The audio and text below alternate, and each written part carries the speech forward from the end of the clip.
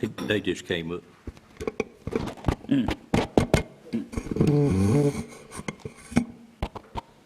Had to watch the red light. Good morning, everyone. Morning. I'd like to call the Nash County Board of Commissioners meeting for December of 2021 to order at this time. It is customary for us to begin our meetings with a prayer by a sitting commissioner. And during this time, you're welcome to stand and join us in the prayer. You're welcome to use this time for your own prayer, or you're welcome to use it for a moment of silence, whichever is your desire. And after the prayer, we will have a pledge of allegiance of the flag by Commissioner Wayne Outlaw. And at this time, I'd like to call on Commissioner Fred Belfield for the invocation. Mr. Belfield? Let's all stand. Let's pray. Spirit of the living God, fall fresh on us. Spirit of the living God, fall fresh on us. Break us, mold us, and fill us. Spirit of the living God, fall fresh on us. Our Heavenly Father, we just thank you for this day. It started out to be a beautiful day. We believe it will be a beautiful day all for next 24 hours. Father, as we gather here, this is the season in which your son Jesus was born, and this is the season that we celebrate his birth. We pray, Father, that all of us will realize that this should be our number one priority during the season. Yes, the wise men brought gifts to Jesus when he was born. Yes, and we give gifts to our friends and others in need. We pray, Father, as we go through this meeting, that we will keep you in mind, that you are God, you are our leader, and we ask for knowledge. We ask first for wisdom, and with wisdom comes knowledge. As we go through our agenda, we ask for this wisdom, and we know we will make the right decisions that will be in the best interest of the citizens of Nash County. Father, these blessings we ask in your name. Amen. Amen. Amen. Amen. Would you join us in the pledge?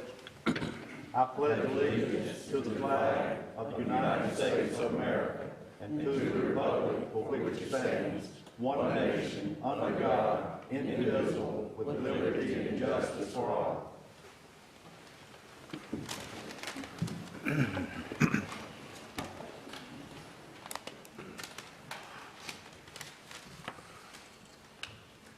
Belfield, I greatly appreciate your very timely prayer this morning, sir. It almost makes me now have us sing a hymn like 134 in the old Baptist hymn book that I grew up in, which was Just As I Am, but it was a very lovely prayer, and I appreciate it, sir.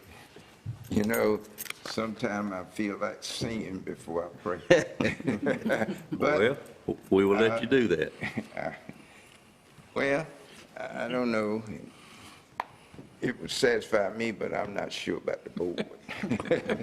So I won't bother take up that kind of time before I pray. But on behalf of the board, I do think it was very appropriate at this time of the year. We're now on item number 4 on the agenda, which is approval of the minutes for the last month. During that month of November, we had a meeting on November the 1st, a meeting on November the 15th, and we had a joint meeting with our school board on November the 18th. You have those minutes. I would be glad to entertain a motion for any changes, any additions, or approval of all three as you see fit. Motion to approve. Motion by Commissioner Combs to approve. I second. Second by Commissioner Belfield. Any questions on that motion? All in favor of that motion, let it be known by saying aye.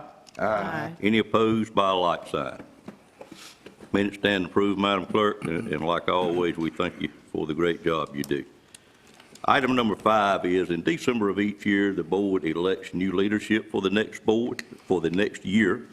And at this time, I would like to appoint a temporary chairman of the board, and we normally appoint the attorney. And so at this time, Mr. Vince Durham, I'll turn item number 5 over to you, sir. Thank you, Mr. Chairman. As the chairman just said, North Carolina law requires that the board elect a chairman and vice chairman every December at its regularly scheduled meeting. So today, I will entertain motions for a nomination of the chairman of the Nash County Board of Commissioners.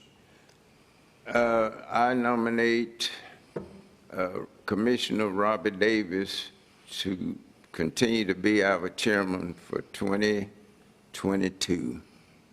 Okay, thank you, Mr. Belfield. Do I have a second for that motion? Second.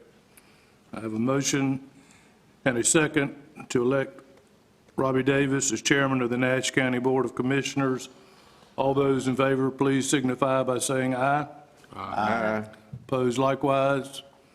Appears to be unanimous. Congratulations, Mr. Chairman. Thank you, Mr. Durham, and equally important, I thank the board for choosing to allow me to lead you for another year. It's not a position that I take lightly at all. My major job as chair is to see that the board works together, and I certainly can't do that by myself. It takes all 7 of us to do that, and I'm glad to say that I think we do a great job of that based on some things I see in other places. But the only thing I would ask of the board in the next year, if you have anything at all that you wish to inform me on, or things that I'm not doing correctly, I would like to hear from you. All of you know I don't sleep much. I don't care when you call me, day or night, early in the morning. But I can do a much better job if I know what each individual commissioner has on the mind, and I'd certainly like to go into it with that mindset. Y'all do a good job of that, but I certainly want to hear anything at all that comes up that I could do to lead the board in the direction what is best for Nash County. And again, I thank you for electing me chair again. At this time, we would elect a new vice chair, and I would open the floor at this time for nominations for a vice chair of the board. Mr. Chairman, I nominate Wayne Outlaw for vice chair. I have a nomination by Commissioner Combs for Mr. Outlaw to continue as vice chair. Is there a second to that motion? I second that motion. Okay, seconded by Commissioner Wilkins. Any questions on the motion? All in favor of that motion, let it be known by saying aye. Aye. And any opposed by a like sign. Congratulations, Mr. Outlaw. You are elected to serve as the next year. Thank you. I appreciate everyone's support. We also each year appoint, or is it each year or each 2 years, Mr. Durham? Each year? I think it's each year. Each year. We appoint the county attorney as well as the clerk to the board. Clerk is correcting me. It's every 2 years. I apologize. Okay, every 2 years, okay. Thank you, Madam Clerk. That's why we're getting ready to appoint her again. But at this time, I'd entertain a motion to appoint the county attorney. So moved. And that's for Vince Second. Durham. Mr. Durham. Mr. Durham, and seconded by Mr. Belfield. All in favor of that motion, let it be known by saying aye. Aye. Any opposed by a like sign? Mr. Durham, you are charged with staying with us another year, sir. And Thank you, sir. appreciate your service and long service to the county. I don't want everybody to speak at one time, but it's okay if you do. I'd like to entertain a motion to appoint the clerk for the board for the next year. I move that Janice Evans will be our clerk of the board for 2022. Okay. And I'm actually stating that's wrong. It's for the next 2 years, as we just learned. Okay, whatever the requirements. Can we make it for the? Next 2 years. Next 2. Can we make it for 6 years, Mr. Durham? Pardon me? Can we make it for 6 years? I don't think we can. If we could, we'd try that, Ms. Evans. But I have a motion and did I get a second on that? Second. Well, Commissioner Leggett, all in favor of that motion, let it be known by saying aye. Aye. Any opposed, which I know it will not be. Motion carries, ma'am. And on behalf of the board, we certainly appreciate everything you do for us. At this time, we are on item number 9, which is public comment. This is a time where if you or any audits and have anything at all you wish to bring before the board that is not on the agenda, we'd be glad to hear from you. We did have a sign-up period before the meeting, and no one signed up, but our board is very friendly to hearing from the citizens of Nash County, and if you didn't realize you needed to sign up and you're here to speak on an item not on the agenda, if it's a public hearing or something that's on the agenda, we would ask that you wait till it comes up. But is anyone wishes to speak to the board at this time about any item? Seeing no one coming forward, we will move to item number 10. I will say at this time, the county is still doing what we can to prevent COVID from getting in our workforce, getting in our citizens, and also for the board. So between each speakers, we do have Megan here that will continue to clean the podium. So when we start having speakers, if you would just pause a moment and let her do her due diligence, it greatly be appreciated. Number 10 is the Employee United Way, and I call on Anson Kirkland at this time to make this presentation. And as you come up, I've got one more item I need to take care of. I had an item that was asked to be added to the agenda that I think you have laying at your desk. I believe I sent you an email sometime yesterday about it, but I would like to entertain a motion to add that sheriff item as 10A to the agenda. So moved. Moved by Commissioner Outlaw. Is there a second? A second by Commissioner Combs and Commissioner Bellfield. All in favor of the motion, let it be known by saying aye. Aye. Any opposed by a like sign? We will add item 10A to the agenda. Anson, please go ahead, sir. Good morning. Good morning. As you know, each year we have a United Way campaign that supports our local United Way. This year our campaign ran from September 19th through the 29th, our official campaign did. We've had some other events throughout the year. We had a phenomenal campaign this year, and I'll give you just a few of the highlights of the campaign before I read the list of donors that we want to mention today. Last year, our total giving was $34,650.77, and this year, with the donations we received and the various events that we had throughout the year, our total giving was $38,162.72. That's an increase of over 10%, so we're really proud of that this year.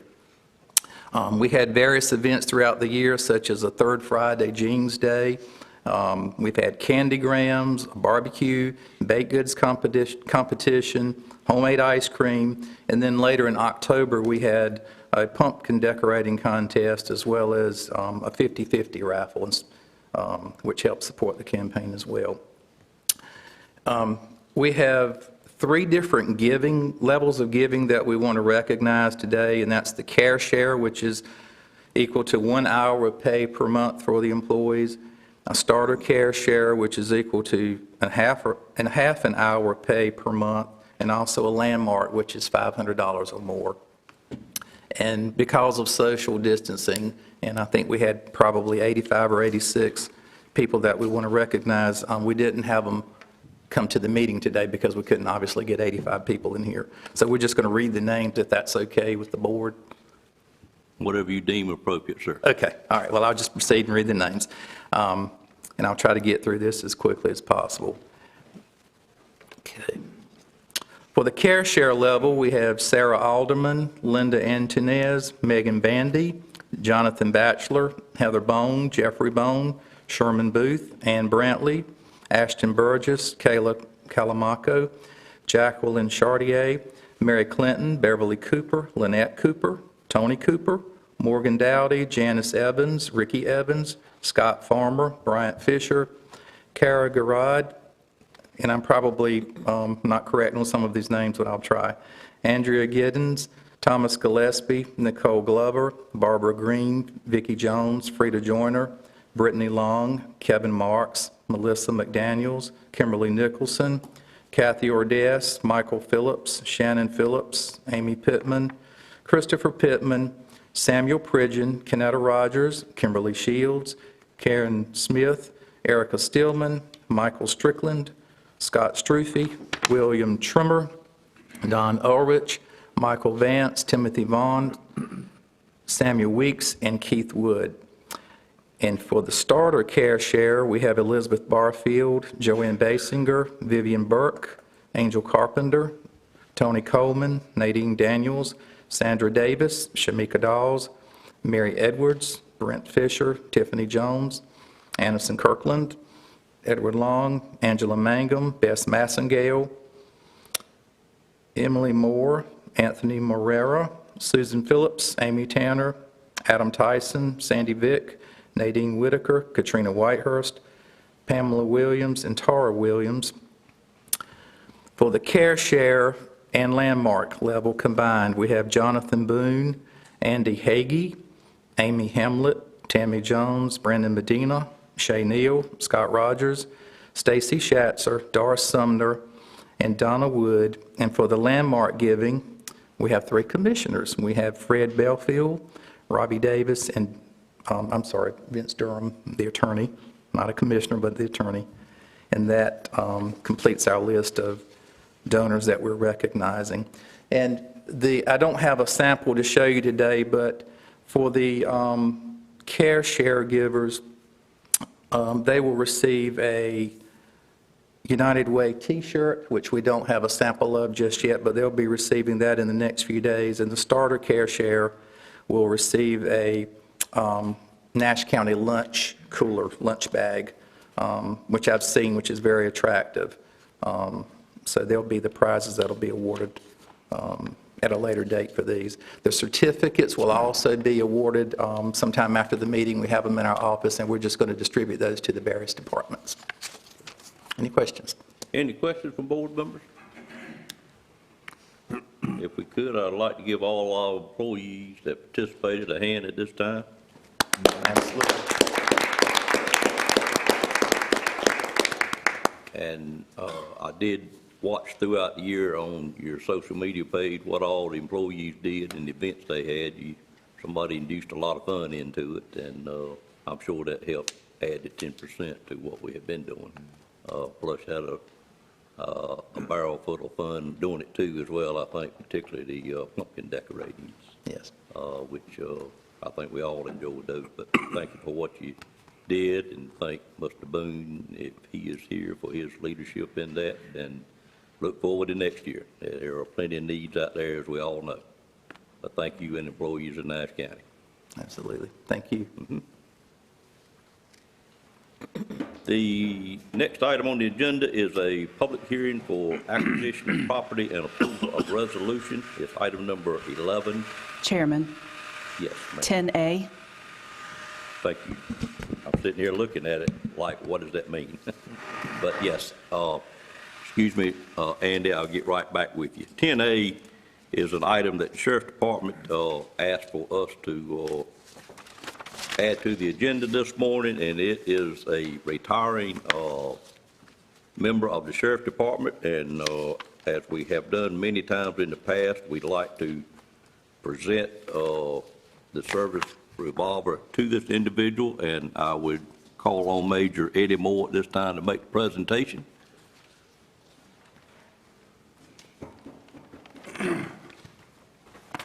Sorry about that, Major. No, sir, no problem. Sure. First, I'd just like to say thank you guys for allowing us to work this in at the last minute. As Mr. Davis said, what we're asking for, just like we have in the past, excuse me, this morning, for Greg Finch here, he's been with us for 22 years, and if you will, just bear with me a second, I got a short little bio I'm going to read about him.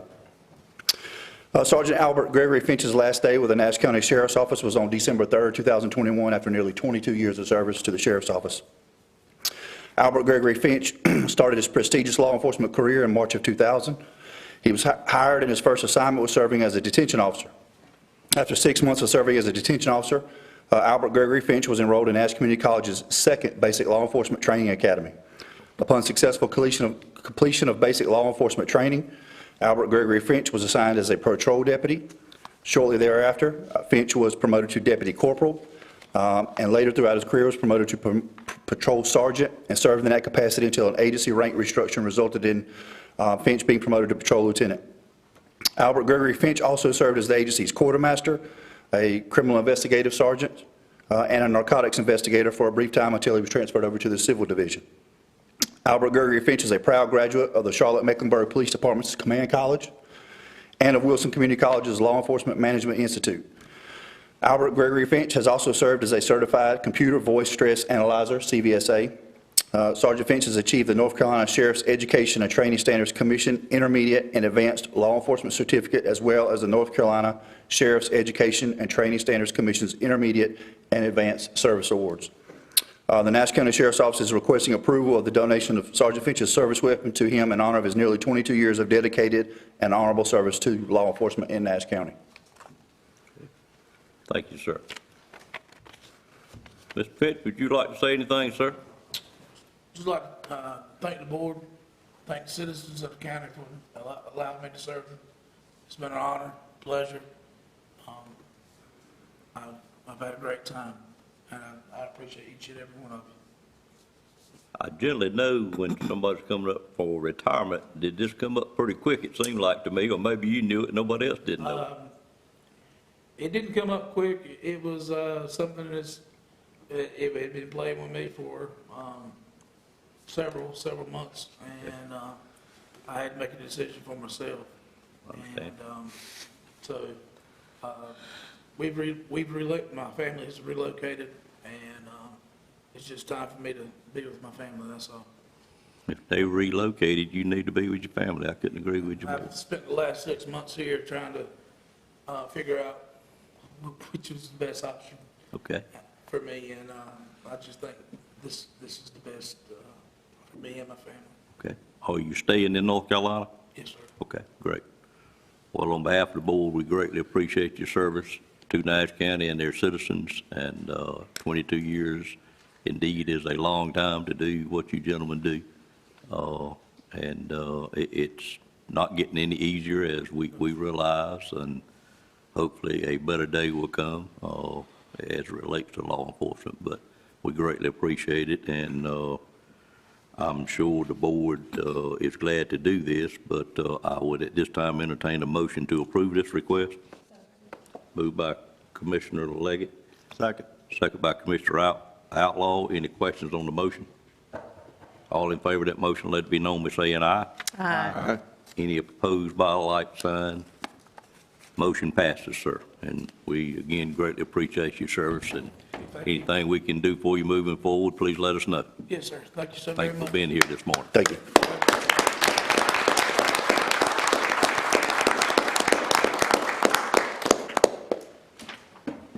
Okay, and we'll go back to item number 11.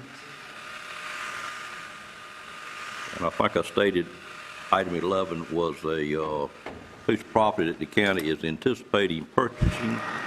And Mr. Durham, I need some instructions. I did receive an email concerning this item from an individual that couldn't be here this morning, that would have liked to have spoke. Apparently, do I enter that into the record? What is the proper way for me to handle that? I think that would be fine at the time of the public hearing, just go ahead and Okay, read it into the record. okay, thank you. Mr. Hagan? Okay. See if this works.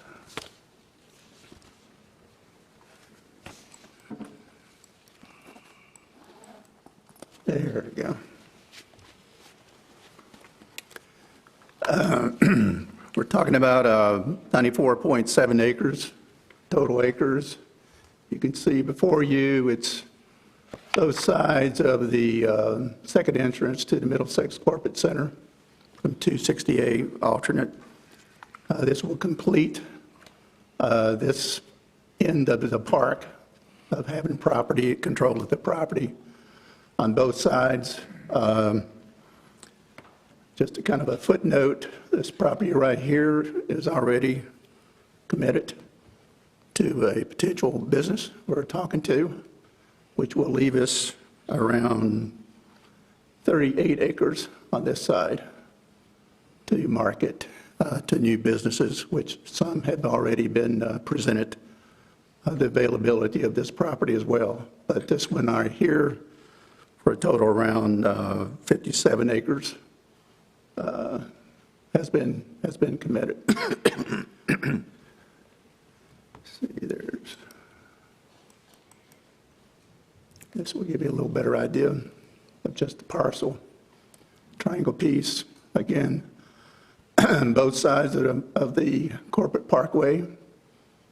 And on the left side there where the star is, it is around 58 acres that's committed to a new business looking at the county, leaving the right side of around 38 acres for us to market. Anybody got any questions on the location of the property? Questions from board members? Don't think so, sir. Okay. Should I continue with the resolution? I think we should do the resolution before the public hearing, yes. If you want to go ahead with the resolution, that's fine. Okay. All right. Whereas the Local Development Act of 1925 authorizes counties to make appropriations and to convey and acquire interests in real property for the purposes of aiding and encouraging the location of manufacturing enterprises and to assist in locating industrial and commercial plants in the county, which will, in the discretion of the governing body of the county, increase the population, taxable property, agricultural industries, and business prospects of the county. And whereas counties may acquire, construct, and convey property for the purpose of encouraging economic development as authorized by NCGS 158-7.1A and B2. And whereas the county has entered into a contract to purchase property from Harris Sales Corp. located on US 264 alternate in Middlesex at the entrance of the Middlesex Corporate Center. Whereas Nash County desires to authorize the purchase of the said property for purposes of encouraging economic development in accordance with the terms of North Carolina General Statute 158-7.1. And now, therefore, let it be resolved that the Nash County Commissioners hereby approve the purchase of the following described property. Survey in PA and recorded it in map book 43, page 198, Nash County Registry. The Nash County Board of Commissioners, after hearing the presentation of Nash County Economic Development Director Andy Hagee, do hereby agree as follows. Nash County is hereby authorized to purchase the above described real property at or near the Middlesex Corporate Center in accordance with the terms of the purchase contract for the sum of $947,870 or $10,000 per gross acre, payable to the company and subject to the declarations of covenants, conditions, restrictions, and easements for the Middlesex Corporate Center, recorded in book 2857, page 129, Nash County Registry. The Nash County Commissioners hereby authorize its chairman and clerk to execute any purchase documents necessary to acquire the property from the company in accordance with the terms of the purchase contract, adopted this 6th day of December 2021. All right, thank you, Andy. I think we should have the public hearing prior to adopting the resolution. That's correct. Okay, thank you.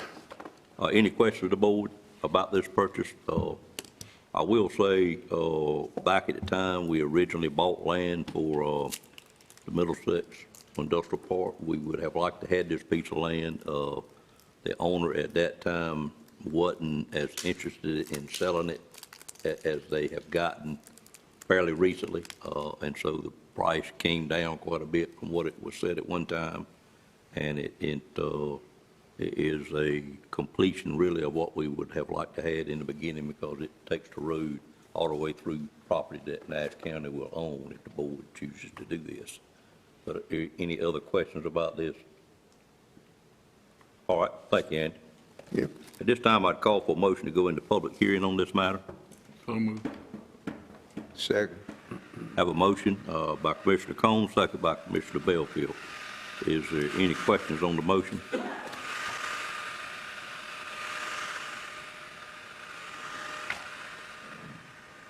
Seeing none, all in favor, let it be known by saying aye.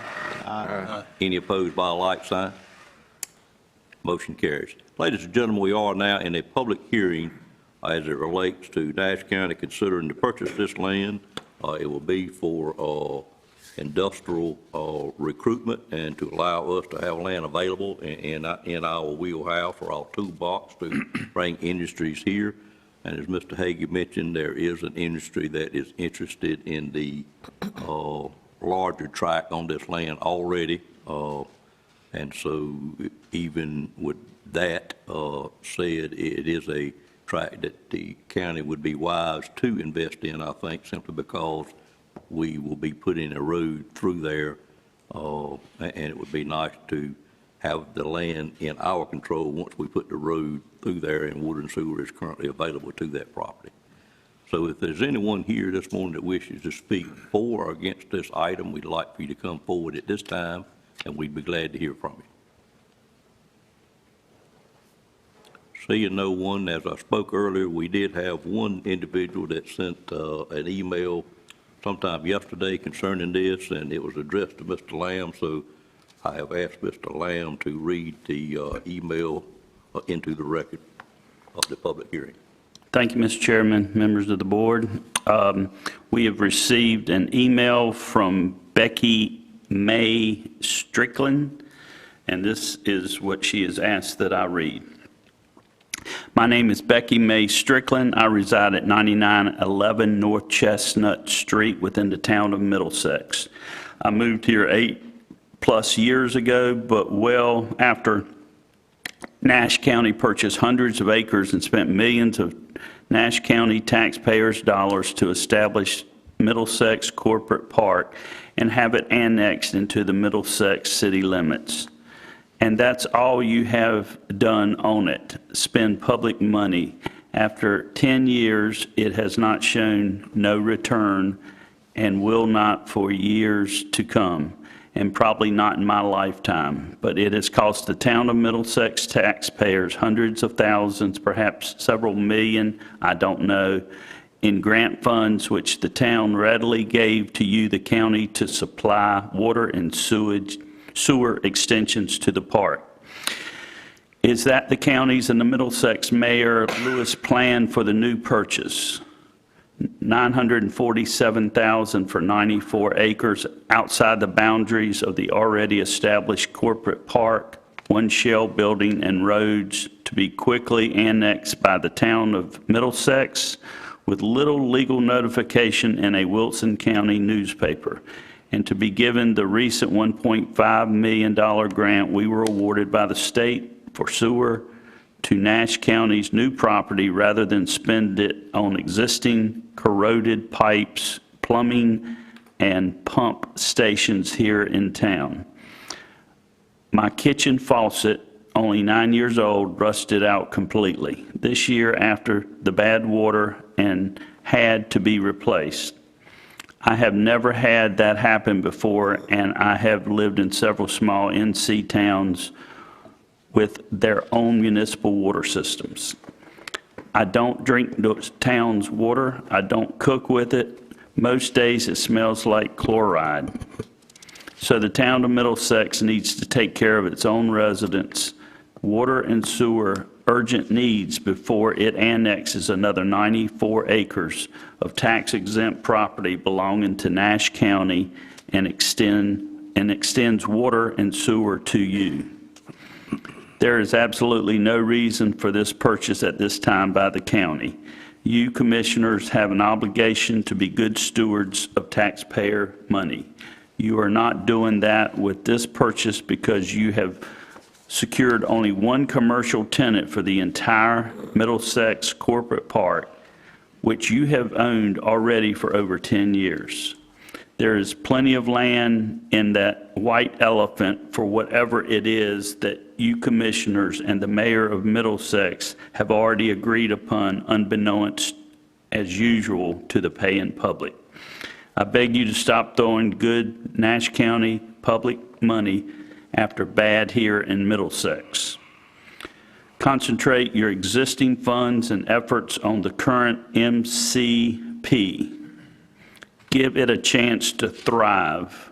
Should you proceed with this purchase, please leave it in the county and do not request annexation into the town of Middlesex, thereby making it an additional burden on the town of Middlesex taxpayers and existing water and sewer customers.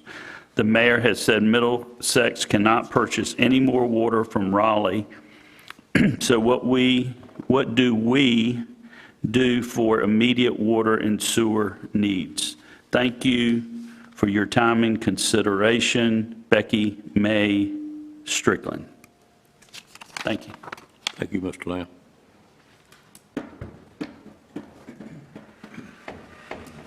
Okay, that reading will be entered into the public hearing. Is there anyone else that wishes to speak on the public hearing? Seeing no one, I'd entertain a motion to close the public hearing at this time. So moved.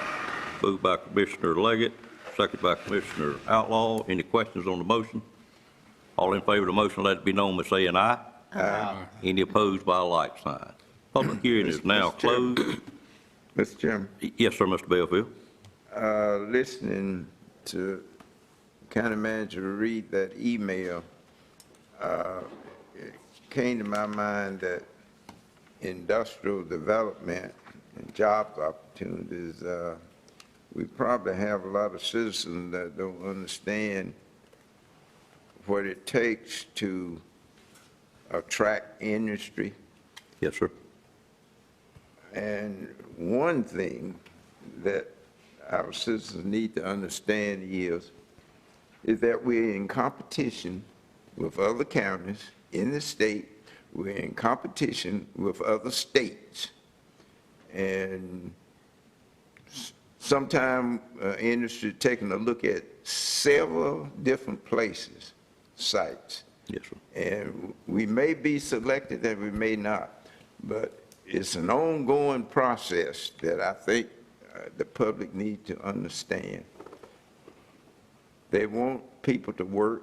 I think everybody want people to work and don't want them on social programs.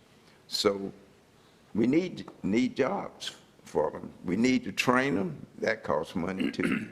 So the whole process, the public needs to understand, and I think it's our responsibility as well as the state's responsibility to help the citizens understand why we do the things that we do. Thank you, Mr. Belfield. I agree with you 100% on your words there. Any other comment from commissioners or questions on this item?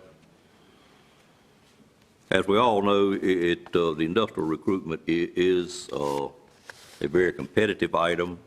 When I first became a commissioner, all you probably had to do was just be willing to talk to people, and you could convince a lot of them to come to our area. It has, over the years, become more and more difficult to get industries because it's such a competitive market. At one period of my time as a commissioner, all you had to do was have land identified that could be used as a site. And then it developed into you had to have utilities close by, and you had to have a plan to put them there. And the world we actually operate in today, we're to the point to stay competitive, to bring jobs here, and Nash County is doing a great job with this new economic development office that we have, department that we have created fairly recent, but now the world, what happens is you've got to pretty much own the land, you've got to have the utilities there, you've got to have the pad or the site pad ready almost, and in many cases, you've got to have a shell building sitting there. So it is an ongoing process. The board does need to commit to funding to stay in the game early. And in this particular case, I am pleased that Mr. Hague has indicated that we have a fairly large amount of this land obligated for the industry that does wish to come here. So with that said, no one else wishes to speak. I'd entertain a motion to approve or deny the resolution. Make a motion, we approve the resolution. Have a motion to approve the resolution. Is there a second? Second. Have several seconds by Commissioner Wilkins, Commissioner Bellfield. Any questions on the motion? All in favor of that motion, let it be known by saying aye. Aye. Any opposed by a like sign? Motion carries. Thank you. The next item is a public hearing on UDO text amendment request A211101 for lot widths on higher traffic roads. I'll call on our planning director, Adam Tyson, at this time to make this presentation.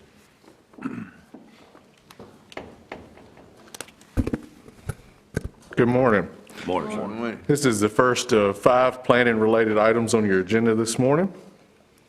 This is a text amendment to our Unified Development Ordinance. If you'll recall, at last month's meeting, I let the board know that during the review of the Green Pond Loop Road subdivision, the applicant brought to the planning staff's attention an issue with our current ordinance, and the intention of this text amendment is to address that issue. The ordinance currently requires additional lot width for residential lots that are proposed with direct access to roads that meet 2 criteria. The first criteria is that they are identified by the North Carolina Department of Transportation Functional Classification System as being either a major arterial, a minor arterial, a major collector, or a minor collector road. And number 2, that road has a projected post-development average daily traffic of over 1,000 vehicles per day. The purpose of this requirement, as the board well knows, is to limit the number of driveways that are established closely together on heavily traveled roads in order to ultimately reduce opportunities for vehicle accidents and to improve traffic safety. While the Technical Review Committee was reviewing the proposed Green Pond Loop Road subdivision, the applicant for that project pointed out that the current language of our ordinance excludes roads classified by the Department of Transportation as local roads from these additional lot width requirements, regardless of whether their traffic counts exceed 1,000 or not. So if you go back up on the front page of the report there, number 1, the four categories, major arterial, major collector, and minor collector, whether on purpose or not, the ordinance does not list the lowest category of NCDOT road, local roads. Therefore, this amendment is proposed in order to remove from the ordinance the reference to the DOT functional classification system so that that additional lot width can be applied to any road that has a projected post-development traffic count of over 1,000 vehicles per day. The TRC has proposed this amendment for 2 reasons. Number 1, it is consistent with the current DOT Division 4 driveway permit guidelines, which require a minimum separation of 200 feet between residential driveways on roads with traffic counts between 1,000 to 3,000 vehicles per day, regardless of that road's DOT functional classification.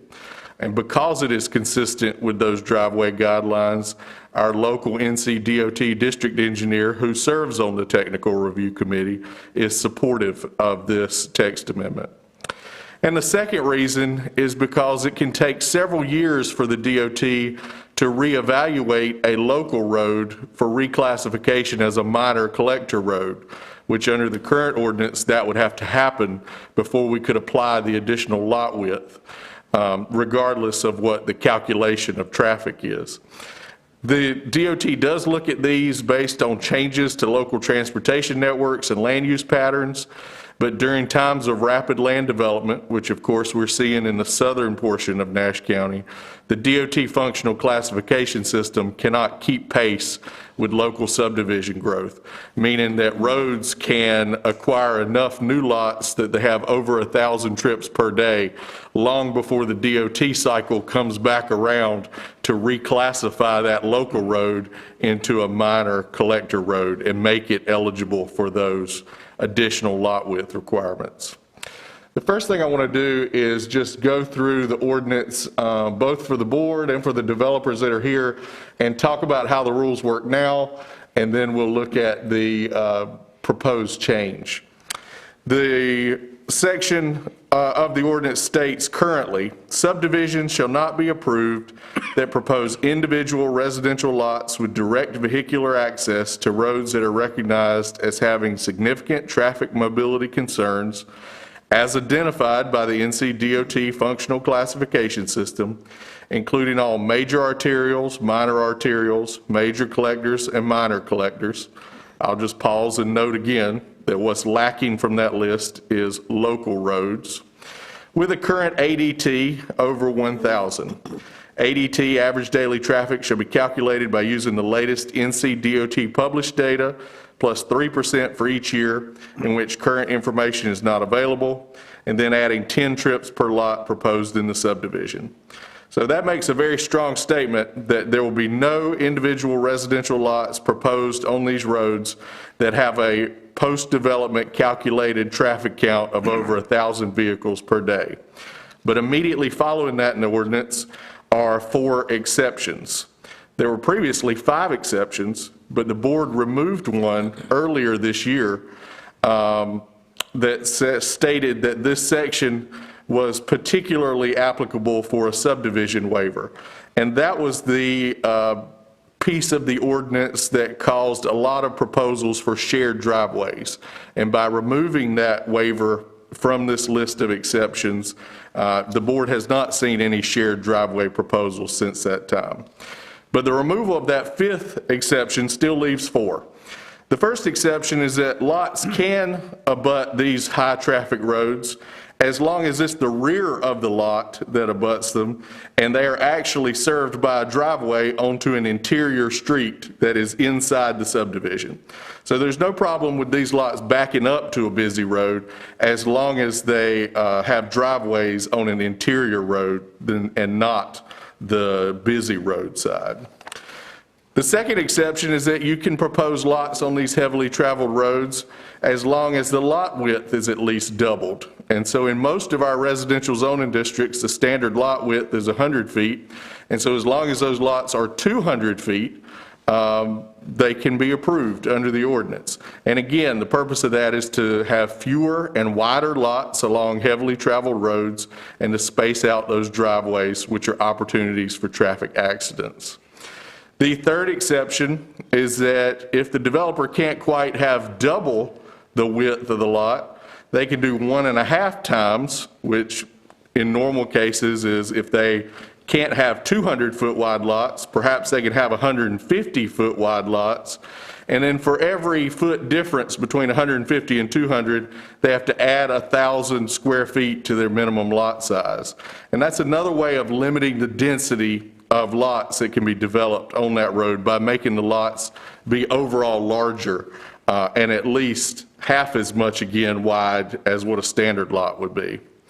And then finally, there is an exception that if you are creating a lot around an existing dwelling, say perhaps you had a lot that had 2 to 3 homes on it, and you're trying to subdivide those lots in order to sell them or refinance a home. If those dwellings were placed there prior to May 2005 when these regulations were adopted, there is an exemption that says that those older homes may have lots created around them that have just the standard 100-foot lot width. So you have the rule and then you have the 4 exceptions. The text amendment before you today does not propose any changes to the exceptions. It just proposes a change to the opening paragraph there. And you can see on your screen the proposed changes that are highlighted in yellow. If it's struck through, it is to be removed. And then, of course, if it's highlighted in yellow but not struck through, that's additional language. The major thing that it does is it completely removes the reference to the NCDOT functional classification system, meaning that as soon as the traffic counts trigger over 1,000 vehicles per day, the rules about wider and fewer lots apply. I'll read what the new passage would state if the text amendment was adopted. Letter F, lots on roads with higher daily traffic. Subdivisions shall not be approved that propose individual residential lots with direct vehicular access to roads with a projected post-development average daily traffic ADT count of over 1,000. ADT should be calculated by using the latest available NCDOT data, plus 3% for each year in which current information is not available, and then adding 10 trips per lot proposed in the subdivision. So the changes are proposed to the opening paragraph, and they're only as you see here, and the only material change is the removal of the reference to the DOT classification system. This amendment is neither consistent nor inconsistent with the recommendations of our land development plan because the plan does not specifically address residential lot width requirements. The Technical Review Committee is the applicant, so of course they recommended approval back on November 3rd. The Planning Board considered this request on November 15th. Mr. Cecil Williams, Jr. of the C.T. Williams Corporation addressed the board in opposition to the requested amendment, expressing concerns about how and where traffic is counted on the road by the NCDOT. The Planning Board voted unanimously to recommend approval of the request and the suggested statement of plan consistency below. So at the end of the staff report, you have a suggested motion to approve the text amendment with a statement of plan consistency, or a motion to deny the text amendment with a statement of plan consistency. I began this report by pointing out that this arose from a discussion around the Green Pond Loop Road subdivision. That was on your agenda last month, and the board, of course, voted to table it for further consideration this month. Because that project was submitted prior to this text amendment, even if the board adopts this text amendment this morning, it does not retroactively apply to that project. Having said that, that does not mandate that the board needs to approve or deny that project. You still have the legislative authority to take either action on that project when it's before you. So even though this text amendment arose out of that project, it does not strictly apply to it. And we can talk about that more when we get to that item. But for now, I'm going to pause right there and take any staff questions that you have on the text amendment. Any board members have questions? Yeah. Mr. Belfield? You mentioned that DOT would take them 7 years to get to different projects here in the county. Up to 7 years. I wonder why it takes so long. Right. With DOT having offices in every county. Right. I didn't mean to say the number 7. I think I meant to say several years. Oh, several. I don't recall 7 being a specific number. My mistake. Right. But what we're talking about is reevaluating roads within their own classification system to see if they need to step up their classification. And while DOT is constantly looking at that based on things that are happening, the only guarantee they can give you is that all roads, I believe, are done every 10 years in the same cycle as the U.S. Census. And so you could always have some straggler roads that escape attention for 5 years or more. And that's fine. That's not the county's issue.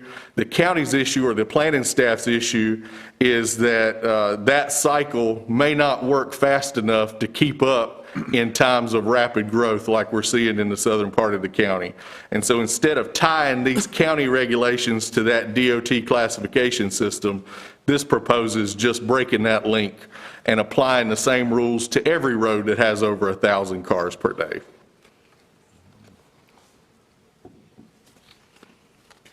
Other concerns or questions? I just have one Sure, Mr. Tucker. question.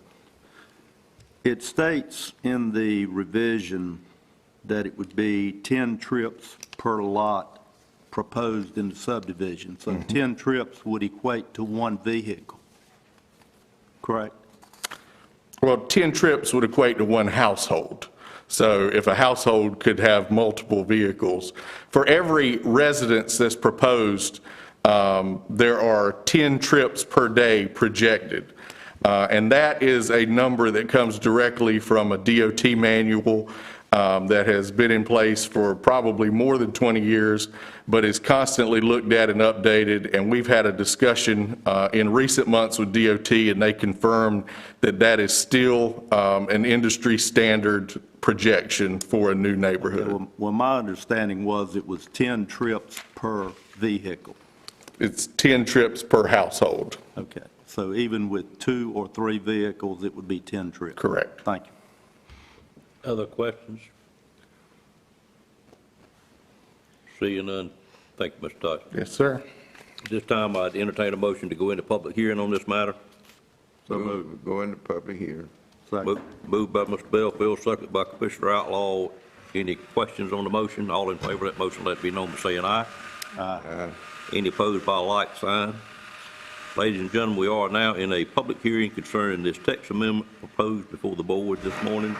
And at this time, we'd be delighted to hear from anyone that has a comment or an opinion for or against this text amendment to come forward at this time. State your name and address for the record. Anyone wish to speak on it?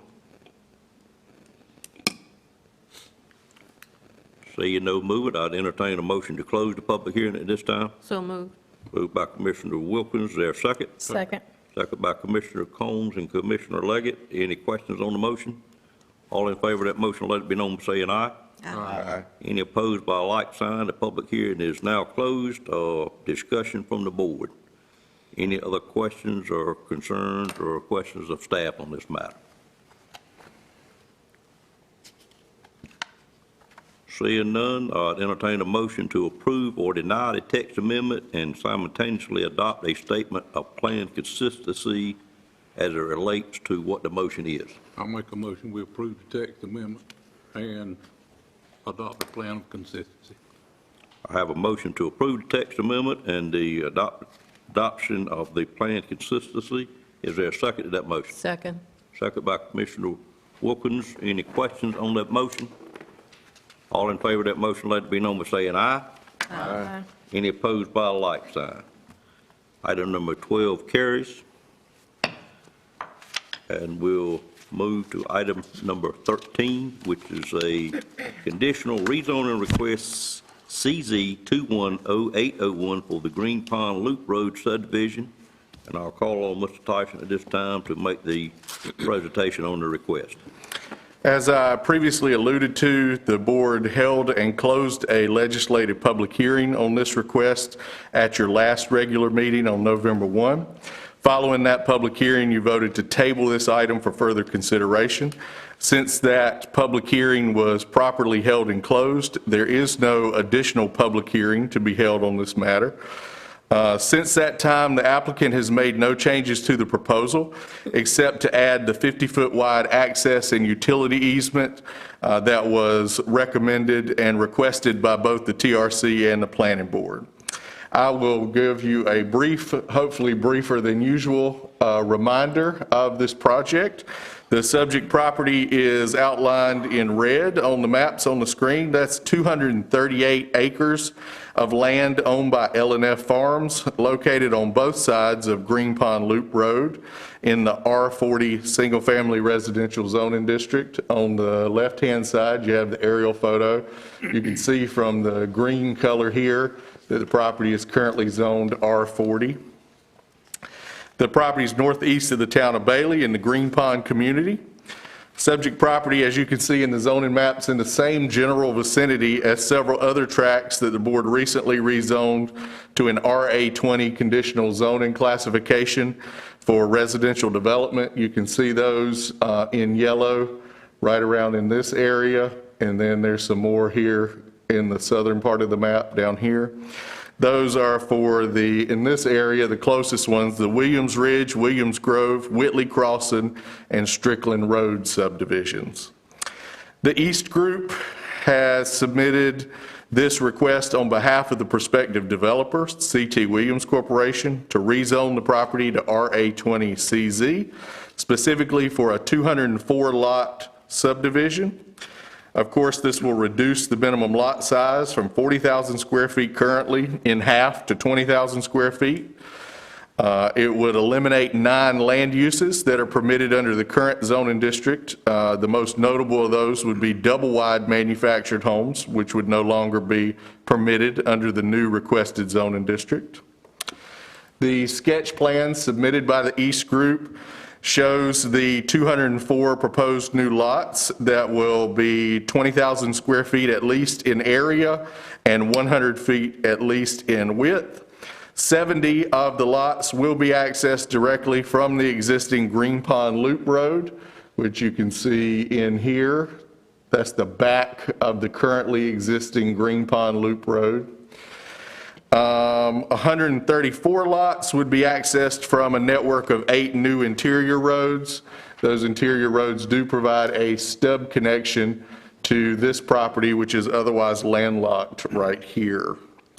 Although the development of this subdivision would increase the average daily traffic of Green Pond Loop well beyond 1,000 vehicles per day, this road is technically not subject to the additional lot width requirements because the DOT classifies it as a local road. And we just talked extensively about that in the text amendment. The Nash County Land Development Plan designates this as a suburban growth area. That's the area in yellow. You see that it is right along the boundary between the designated suburban growth area and the rural growth area, where there would be less density proposed, but it does fall within the boundaries of the suburban growth area. The subject property has access to Nash County Public Water Service. It could be extended from either direction, either from the end of the subdivision around here or from the intersection here, depending on how the developer chose to attack it. Because that property has access to public water, the requested rezoning is consistent with our land use plan recommendations. The request would not be unreasonable spot zoning. As I mentioned earlier, it would be consistent with the ongoing transition of this general area to an RA20 residential density. That's evidenced by these previously approved nearby subdivisions shown in yellow. The Technical Review Committee recommended approval of this request. The Planning Board considered it back on October 18th. Mr. Jimmy Glover, who represented an adjacent property owner, Green Pond Swine Farm, Inc., was there and requested the establishment of an access and utility easement to his adjacent property, which the applicant has now provided on the map. With a split vote of 6-1, the Planning Board recommended approval of the request. This is a one-motion process, so the board will be asked to either approve or deny the zoning map amendment. Simultaneously, you will adopt a statement of plan consistency and reasonableness, and the staff has drafted suggested motions for both. In the event that you recommend, or in the event that you approve the rezoning, there are 8 development conditions that we would ask you consider attaching to the approval. Number 1, the property would be developed according to the sketch plan we just looked at. It would be developed for the land uses permitted in the RA20 zoning district. All the residential lots would be served by Nash County Public Water to be extended by the developer as necessary. All the new road names would need prior approval by Nash County Emergency Services. We would require a stream buffer determination from the state. There are several lots that are on the corners of Green Pond Loop Road that would be required to have their driveways off the new interior roads through non-access easements. The development condition number 7 references the access easement that was granted to the adjacent property. And of course, number 8, significant or substantial modifications or revisions could subject this to re-review by the TRC, the Planning Board, or even the Board of Commissioners at the discretion of the zoning administrator. In the event that the board votes to deny the zoning map amendment, we would want to customize the statement of plan consistency and reasonableness to make sure that we're reflecting the specific reasons. Those reasons could be related to the proposal's requested residential density. For instance, if the board felt that the proposed 20,000 square foot per lot density was too dense for that area, the specific subdivision design could raise issues for the board. or the overall compatibility of the rezoning with the adjacent and surrounding area. So in the event that the board chooses to deny, we would probably want to customize that statement prior to its adoption, and both myself and the attorney stand ready to assist the board with that this morning. With that, I am going to pause and take any questions that the board has on the staff report. Any questions of Mr. Tyson at this time? Seeing none, thank you, sir. I do see a number of people in the audience that I'm not sure why they may be here. Prior to asking for a show of hands, if anyone was here to speak on this item, as stated, we do not have to open the public hearing back up, but it is up to the chairman, it says, and I'd like direction from the board if they wish to receive comments this morning or not receive comments. Give me some guidance on that. Mr. Chairman, I would recommend if there are people here that wish to speak on it, that they be allowed to speak. Okay. I believe that too. We should allow them to speak. Okay. Any objection to that? No, Okay. not for me. Thank you. I will ask direction from the attorney. Hearing speakers at the pleasure of the board. Should I open the public hearing back up or just hear from the speakers? I think you just go ahead and open it back up. Okay, thank you, sir. All right, I'd entertain a motion to open the public hearing up on this item at this time. So moved. Moved by Commissioner Outlaw. Is there a second to that motion? Second by Commissioner Bellfield. Any questions on that motion? All in favor of the motion, let it be known by saying aye. Aye. Any opposed by a like sign. Motion carries. The ladies and gentlemen, the board has elected, as you heard, to open the public hearing back up on this matter in case someone is here that wishes to speak for or against it this morning, and it will be conducted as a regular public hearing. And at this time, if there's anyone that wishes to speak for or against this item, please come forward and state your name and address for the record.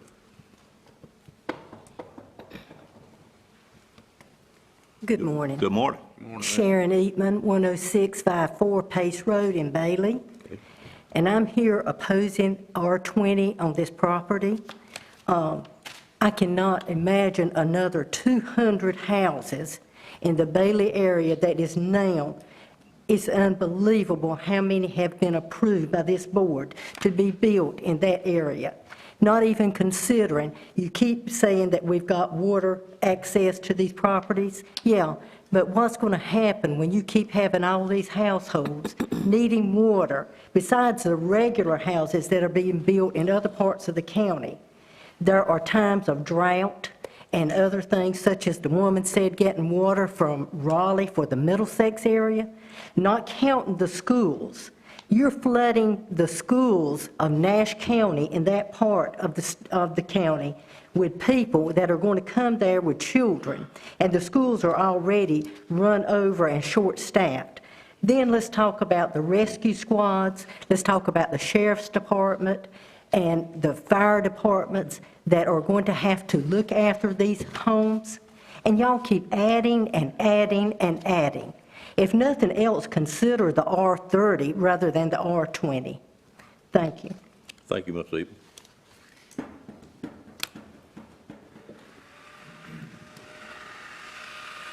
Others that have comments for or against this item?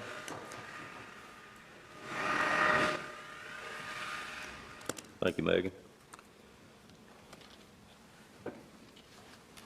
Good morning. Good morning. Michelle Clements with the East Group, Greenville, North Carolina. We are the engineers for Mr. Williams on this property, and as proposed, we did not make any changes to it because we felt like under the current UDO, it did meet that requirement. We have a traffic engineer with us who looked at traffic counts and safety along the roadway. This is Green Pond Loop Road, which means it is a loop road. It's not a thoroughfare. It doesn't have a lot of traffic on it. Some of the conditions that we talked about and that have been mentioned are things like roads with capacity deficiencies. This road, I don't think it would be fall under that, and based on the NCDOT guidelines for roadways that are considered local roads, they're intended to have have a lot of accessibility, which infers driveways. It also discussed heavily traveled roads. I don't think anybody would say that this road is a heavily traveled road currently. 200 lots are a good number of lots, but they're large lots. They're still half-acre lots, and the development of them is not going to be overnight. It is going to take some time to develop them. The roadway itself and the other conditions, the 8 conditions that Mr. Tyson spoke, we intend to meet all those conditions as we've added the access easement already to the adjacent property. And I'm ready to answer any questions you guys may have. Any questions for board members of the engineer with each group?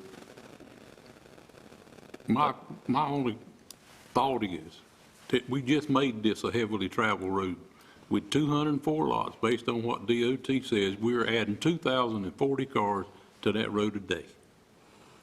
Trips, not cars. I'm saying you'll have Yes, sir. 400, 500 cars added to it, but you're looking at 2,040 trips. I think you just made that a heavily traveled road.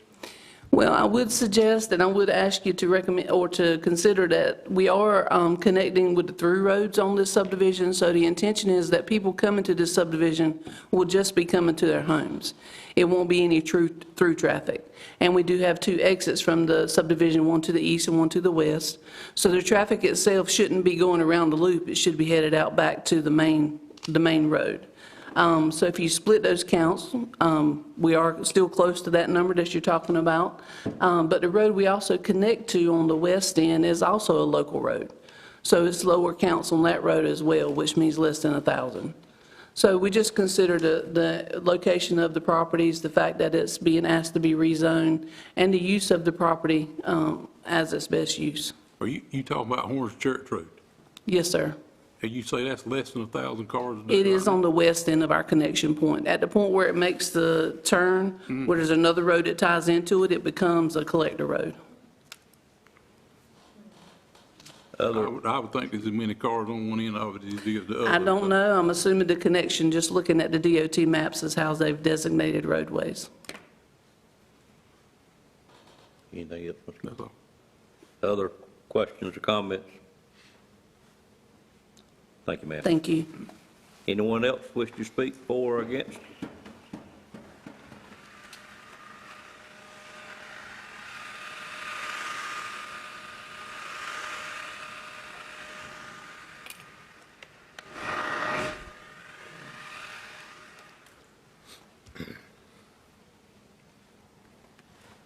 Good morning, sir.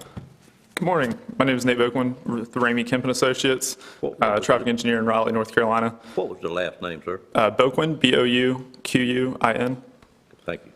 I am a licensed professional engineer and a certified professional traffic operations engineer, so well-versed in traffic studies throughout the state.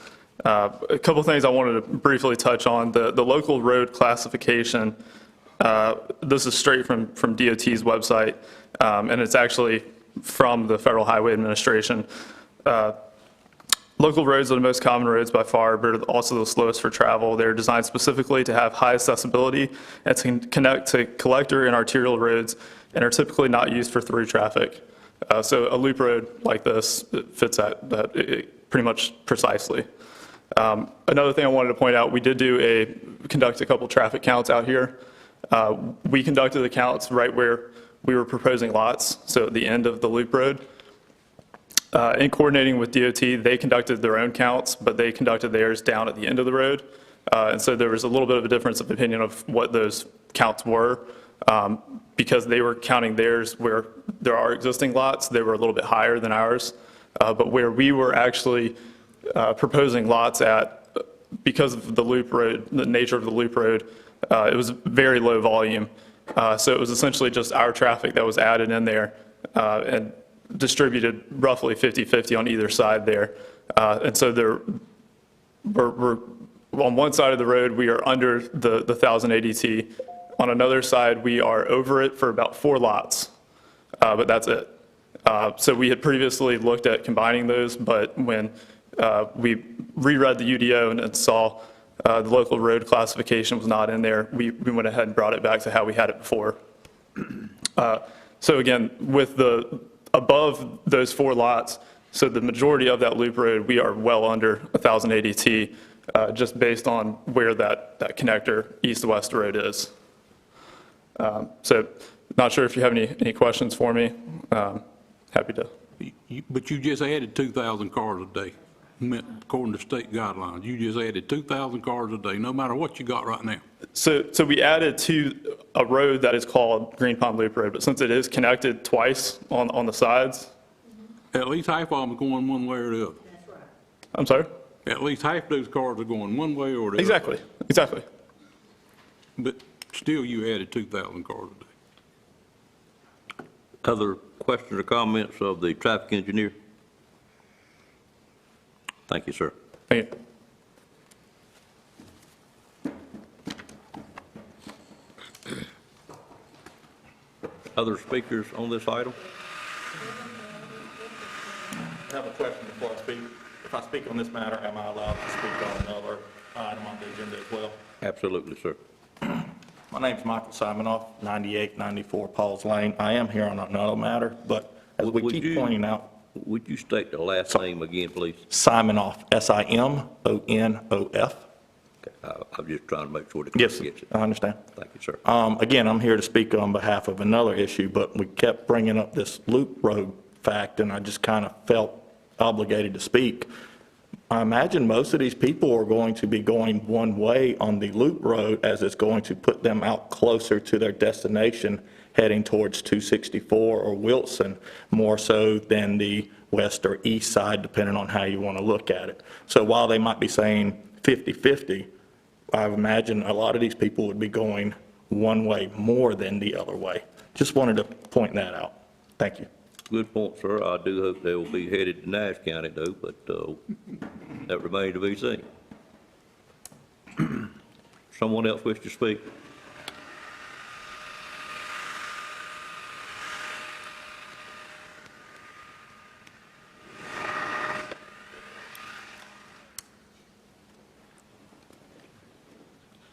Good morning. Good morning, Mr. Williams. Yes, sir. My name is Cecil Williams, live at 6765 Jordan Road, Elm City.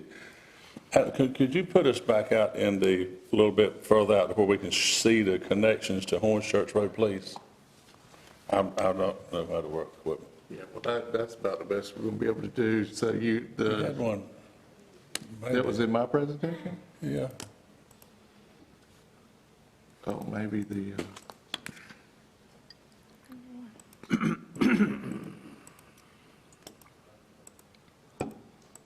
that one? Right one. How about a pointer? How do I point? Use that mouse right there, and there'll be an arrow. Move it, and you can see. Oh, yeah, look at that. How about that? Ain't that something in this world?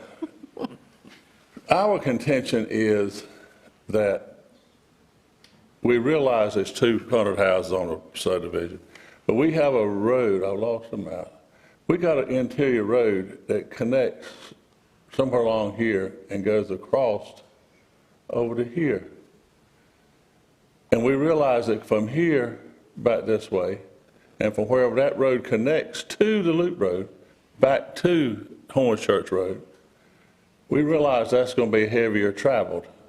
We understand that. But we, on the loop road, when we put our connector street across here, now we have a situation where we have a block. Our connector street,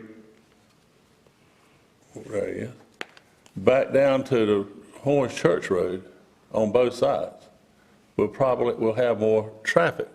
But the DOT's and the county's aim is with safety of the driveways and the traffic count. My contention is that from that, our cross street back in this area here is where we're having our 100-foot, we're requesting our 100-foot lot widths and 100-foot driveways.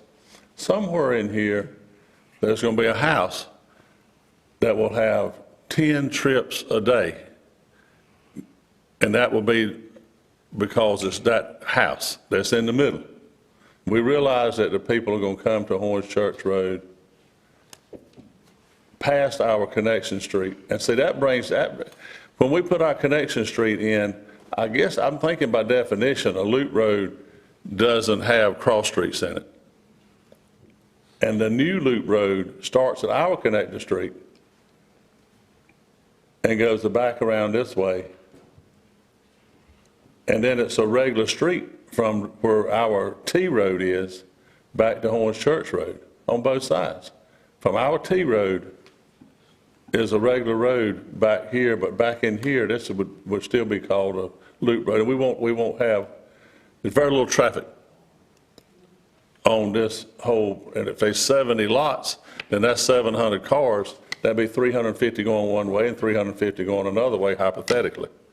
And that's sort of where our point of contention is. I'll be happy to answer any questions.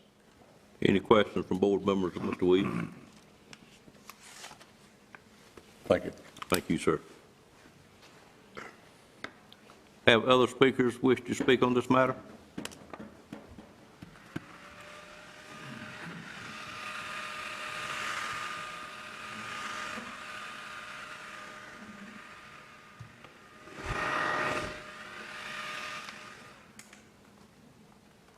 Anyone else?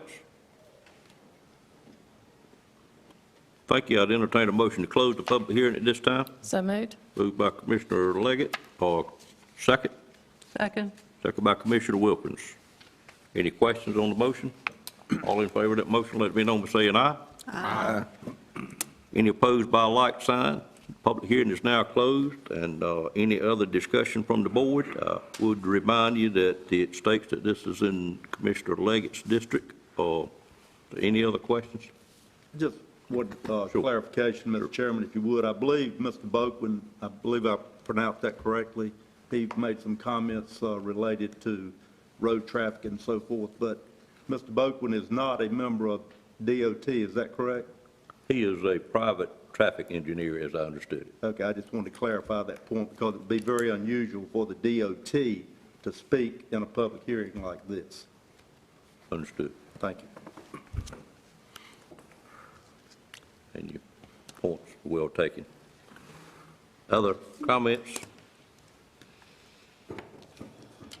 Seeing none, players of the board, entertain a motion at this time.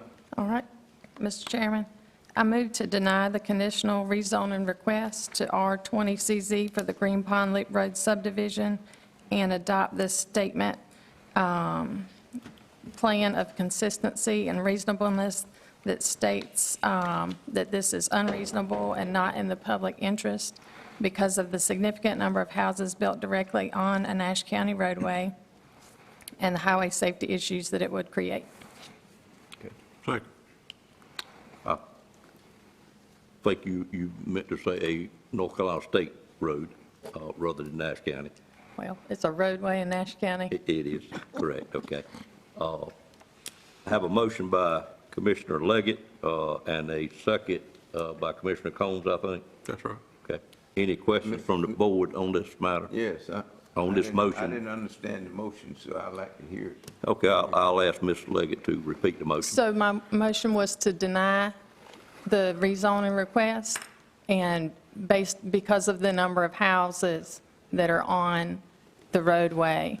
Gotcha. And I read all that because we're doing the motion and the consistency statement in one. One motion, correct.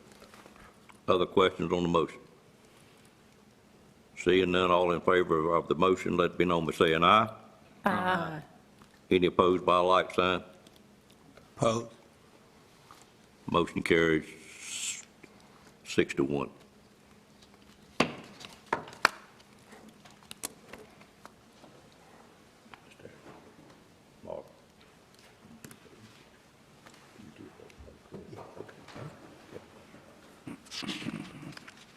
All right, that was item number 13. I haven't had a signal for a break. We want to keep moving, board members?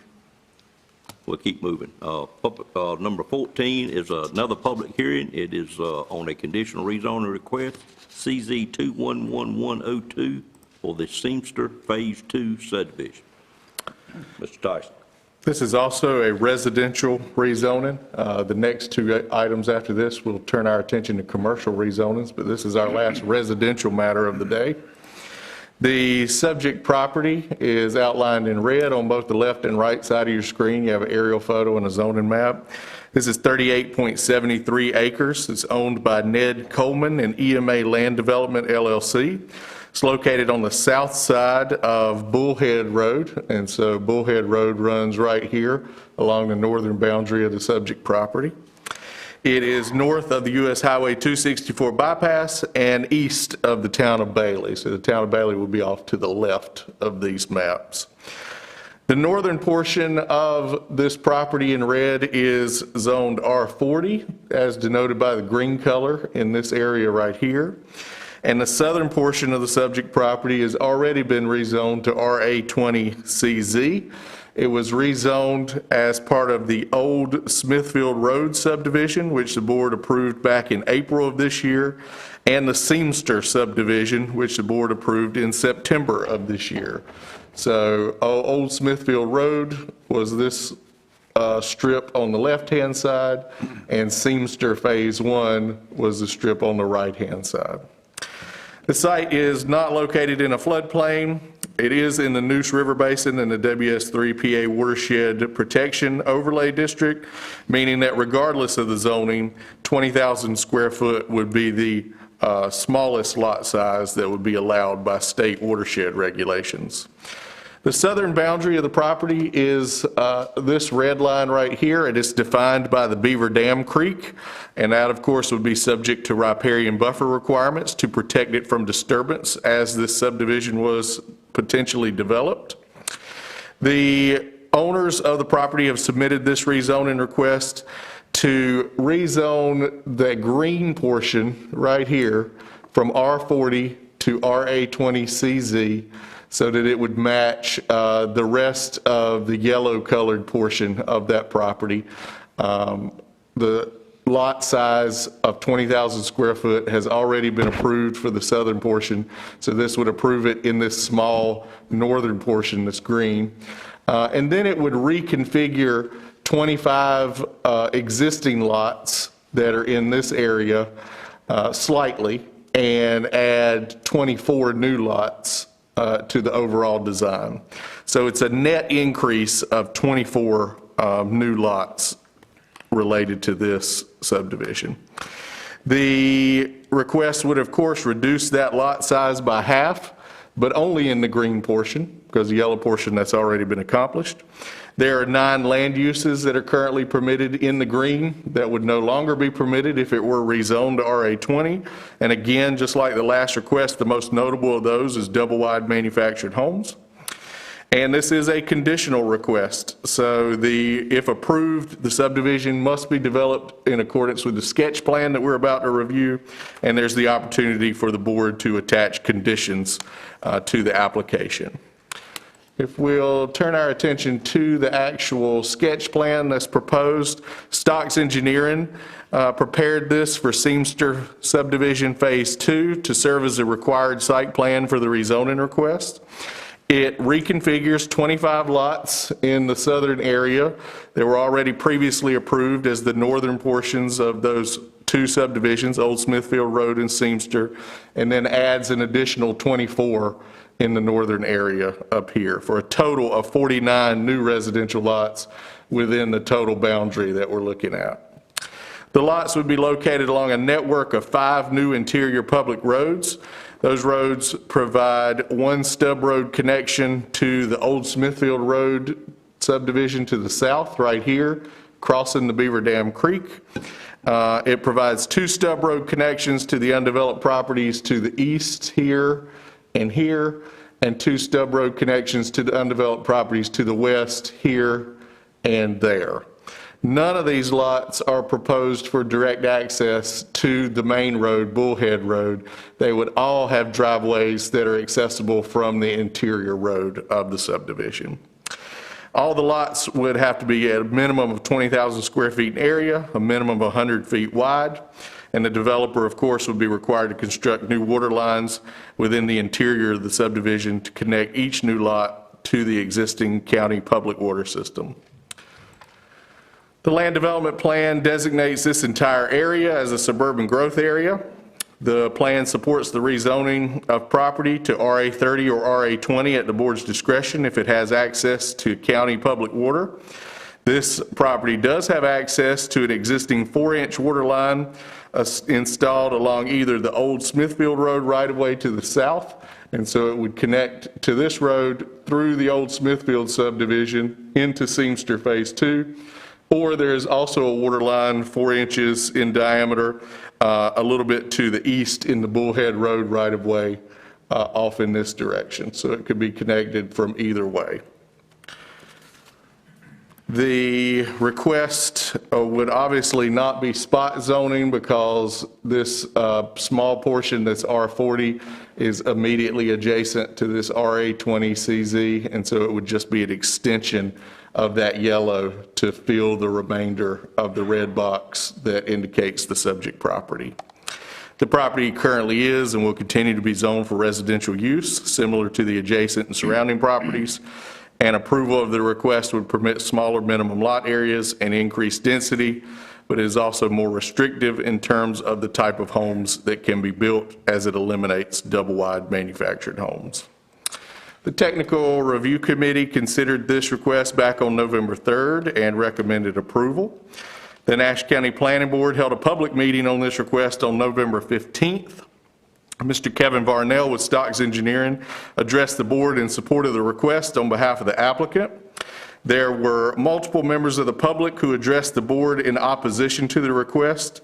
They expressed concerns regarding the increased residential density and traffic, the loss of forest and farmland, the potential environmental impact to the Beaver Dam Creek, the potential accumulation of trash, and safety issues related to increased demands on local EMS and law enforcement.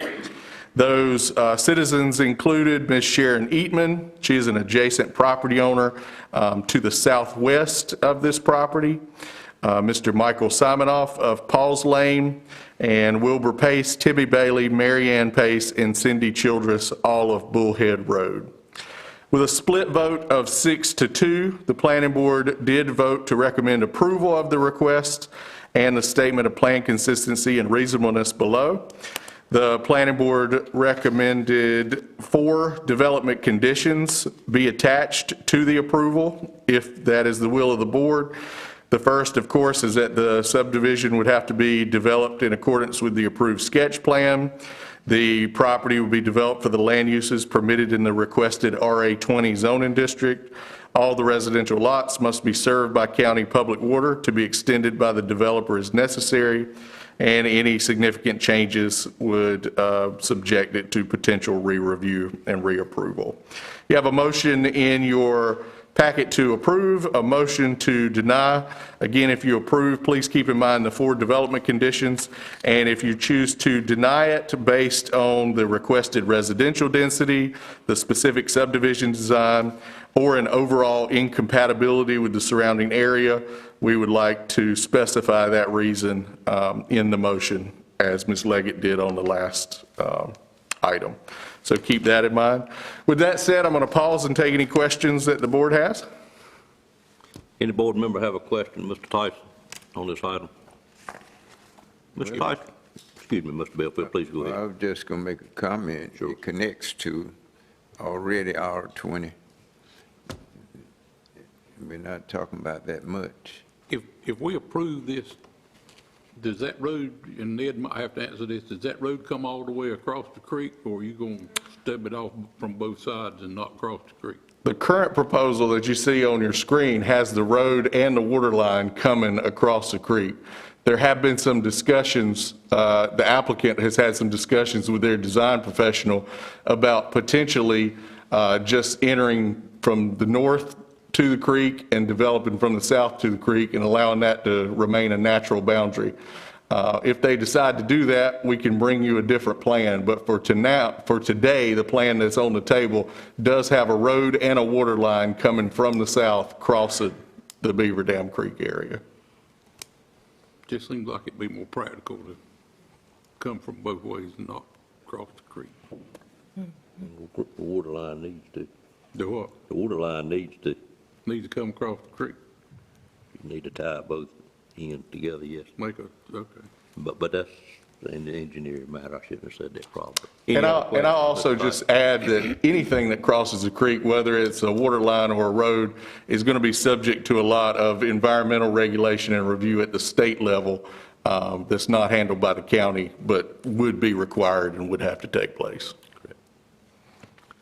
Mr. Tyson, do you happen to have a plan with you of the original Phase 1 of this subdivision? I do. That Mike could see?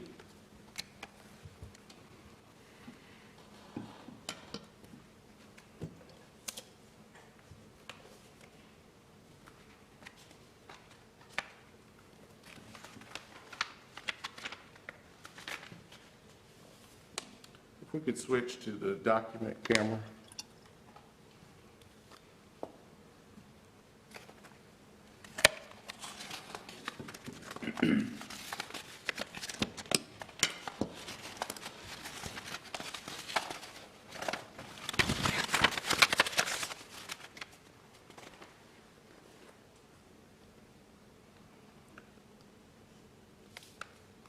This is the original design for Old Smithfield Road. This was the first section of the subdivision to be approved. And so the entrance is off of Old Smithfield Road. In this design, you see that there was a cul-de-sac here for a phase break between Phase 1, which would be on the south side of Beaverdale Creek, and Phase 2. Phase 2 has now been redesigned as part of this rezoning. And so everything north of the creek and this chunk of property here, which leads on to Bullhead Road, which has been acquired by the builder, is now being reconfigured. Everything south of the creek would remain as proposed here. And then on the eastern side, in this area, Seamster subdivision was approved later in September of this year. And as you can see, north of the creek, it just proposed one large lot, which has now been divided up as part of the reconfiguration. But everything south of the creek line would remain the same as previously approved. That clears it up for me. Okay. I was a little bit, couldn't quite remember how it laid out. Thank you. Actually, a better design. Okay, any other questions of Mr. Tyson? Thank you, Mr. Tyson. I'd entertain a motion to go into public hearing on this matter at this time. So moved. Moved by Commissioner Combs, there a second? Second. Second by Commissioner Leggett. Any questions on the motion? All in favor of that motion, let it be known by saying aye. Aye. Any opposed by a like sign. Ladies and gentlemen, we are now in a public hearing to hear from anyone in the public who wishes to speak on this rezoning matter and the Seamster Phase 2 subdivision. So if you would come up and state your name and address for the record, we'd be glad to hear from you. Good morning. Good morning, and thank you for your time. My name is Michael Simonoff, S-I-M-O-N-O-F. I do live on Bullhead Road, which is across the road from that, Paul's Lane off of Bullhead Road, which is immediately across. I am a fifth-generation family member to live on that property. My family is here, my neighbors is here. In fact, if you look out, everyone except for about 2 adjoining members are here to support the opposition to this. The 2 that did not come, one does not live in the area, and the other one said it was a waste of time because you have already made up your mind. And we are all hoping that is not the case, and we would like for you to have open minds and open hearts to this. We were not here for the first time because this subdivision was coming in from Old Smithfield. We were not notified because of the 600-foot rule. When the property was acquired off of Bullhead Road, that is when we were notified, and we have made every meeting so far as they had already brought up, and we did have a 6-2 vote against us at the planning meeting. But we have been here since we have been notified. All of us, and even more in the community, oppose the rapid development of rural Nash County, the R20. I've spoken to many community members, not just adjoining landowners, and they do not like the R20.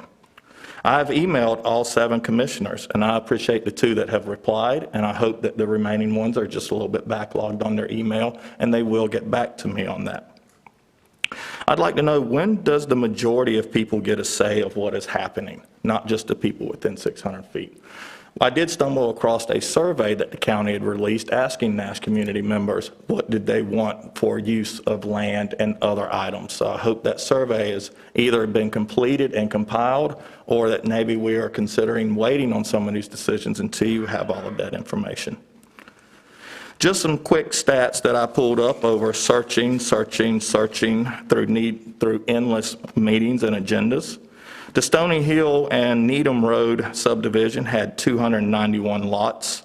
There's more off of Whitley Road that I could not find. I'm going to guess that there's roughly 30 or more that was approved on that. I'm sure you have this information. Off of Strickland Road, there was 209 approved lots. Loop Road just requested 204, but as you know, that was denied, so we'll see what that number comes to. Those were all farms from L&F Farms. That is over 600 lots just from L&F Farms. And these farms, these subdivisions are literally in the middle of nowhere. I encourage you, go by it, look where they're requesting. It's farmland. How are these farmers going to farm right up against the subdivision? You know the members of the subdivision are not going to be happy with the dust and the spray and the chemicals being used. This subdivision alone that we're speaking on here have about 49 lots off of Bullhead, and best I can tell, over 60 from Old Smithfield side. So that's somewhere around 110 homes or more, or lots rather. I also noticed that outside of Middlesex, another 142 lots were approved. That's almost 1,000 lots that were approved in the Bailey Middlesex area within the last year or so. Who's moving into these homes? How many of these homes have children? I'd like to give you a few more stats that you're aware of because you just had a joint meeting with the school board. Bailey has 129 openings before they are at capacity. Middlesex, 119. Southern Nash Middle School, 61. Southern Nash High School only has 31 chairs for students before they are at capacity. And as the school board spoke to y'all, they'd let you know that these numbers were higher than this pre-COVID. They're expecting these numbers to naturally come back, probably due to students maybe being homeschooled or still virtual. So these numbers will of course go up. All of the high schools combined only have 698 available positions before they are at capacity. We're talking about 1,000 lots just in subdivisions. How many other homes have been approved?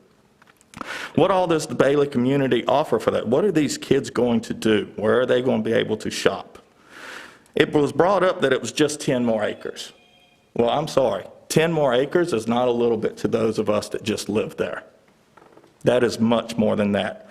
And the property has now been redrawn to 30-some acres. So I question, if you deny this, which we beg you to do, will that all go back to R40? Can we start taking control of this rapid development? Only 10 more acres have been added, but we request that you consider R40 for that entire property. Are these people that bought this, are they going to build and develop this? Or are they just going to sell off lots once they have gotten this approval? If so, ask them what their intentions are. Do they plan on going across the Beaver Dam Creek, which is a swamp? How much money is it going to cost? Ask them specifics. We mentioned road off of Bullhead Road. There is no road. Excuse me. We mentioned public water. There is no public water off of Bullhead. He said a little bit to the east. What is a little bit? Half mile? Mile? But there is no water access down Bullhead between Old Smithfield and Pace Road. Please support our farmers. They've already been losing land to solar farms and not support developers' pockets. Are the septic systems going to be able to be maintained at a steady rate, 20,000? We're putting a lot of septic tanks in one area. Are there going to be room for repairs on that? The houses are being built quicker than we can ever build the schools. You asked that you needed to know when we will need more schools. Looking at the numbers, we already need more before 1,000 homes are being put in. These homes are higher than the population of Bailey. I beg you to control the growth. I've heard people say, you can't stop people from moving here, but you have the power to control at which rate and how they move here. You have that power. We ask you to take that in consideration. Let us not become a Johnston County. We don't want Bailey to be a Zebulon. I sent you an email, and in that email, I asked you to view the Southern Nash High School graduation from 2021, in which a student, Zolly Alford, made a wonderful speech about how Southern Nash is not a place.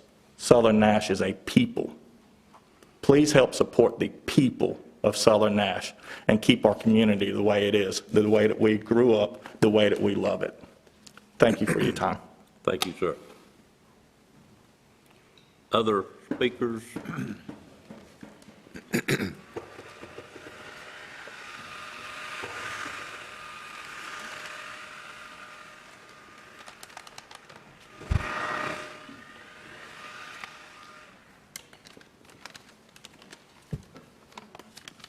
morning, ma'am. Hello, my name is Gail Summernoff. That was my son just speaking. Did a good job, too. I live at 9759 Paul's Lane, which is right off of Bullhead Road. We've lived here for many generations, my ancestors. We still have a lot of traffic on Bullhead Road. I don't know who's governing it, but we have a lot of traffic, and if everybody that lived on it were here, they'd tell you. We don't have enough land for all these houses. The schools, we would have to build new schools.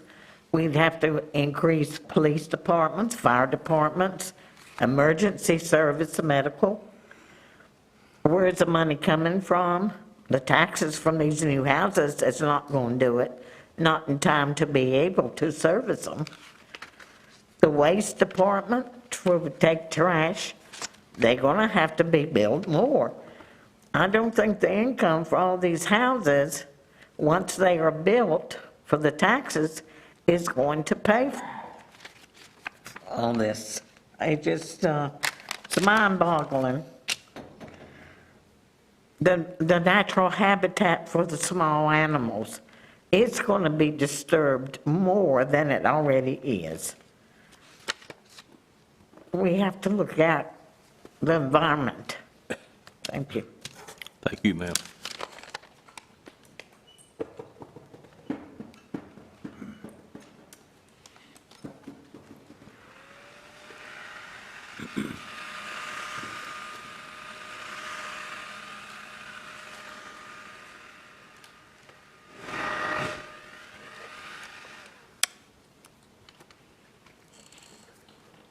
Good morning, sir.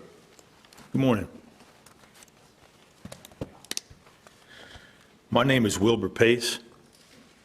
I live at 4210 Bullhead Road, directly across from the proposed development. You've heard from some of my family members, and I echo their sentiments. Our family has owned this land for well over 100 years, and a development of this size will dramatically change the character of this community. I've yet to talk to any property owner up and down Bullhead Road that is in favor of this development. In fact, everyone I have spoken with is adamantly opposed to it. Unfortunately, an extremely large number of people in this community that stand to be negatively impacted by this development don't even realize it's already been approved. Why? Because of the 600-foot rule. And that's already been stated, so I won't go into that further, but I think that's a disservice to the overall community not to be informed of this. Can you honestly tell me that a development of this scale is only going to affect those property owners directly adjacent within 600 feet? Of course not. It stands to negatively affect the entire community.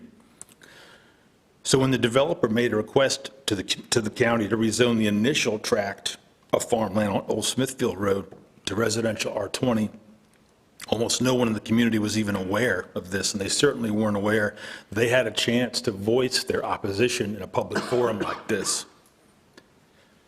The county approved that request. The developer came back, added another large tract of farmland, what was farmland, to their request to rezone. The county approved that. Then the developer decided their development just wasn't big enough. They wanted to stretch it all the way across the wetlands of Beaver Dam Creek over to Bullhead Road, which brings us to today. They've come once again looking to cram even more houses onto this additional tract of land by rezoning it to R20. So I ask you, who is going to benefit from allowing this developer to cram even more houses onto this land? Not the people who've lived in this community for generations. How is this going to serve the community? It won't. The community doesn't want this development in the first place. The only thing it's going to serve is to provide even more profit to the developer. So with all due respect, to date, the county has really done nothing but ignore the community members that have spoken out against this development. And I can tell you that approving yet another rezoning from R40 to R20 will just add insult to injury. It will be another slap in the face to the people that have called this community home for generations. The county has already given this developer everything they have asked for to date. They have already won. And now they're asking for more. We're literally talking about whether this developer gets to add 24 more houses to the 100 and whatever they already have approved. So either way, they're going to make lots and lots of money at this community's expense. This is your opportunity to do the right thing today. We respectfully ask that you do not approve their request to rezone to R20. Thank you. Thank you, Mr. Pace.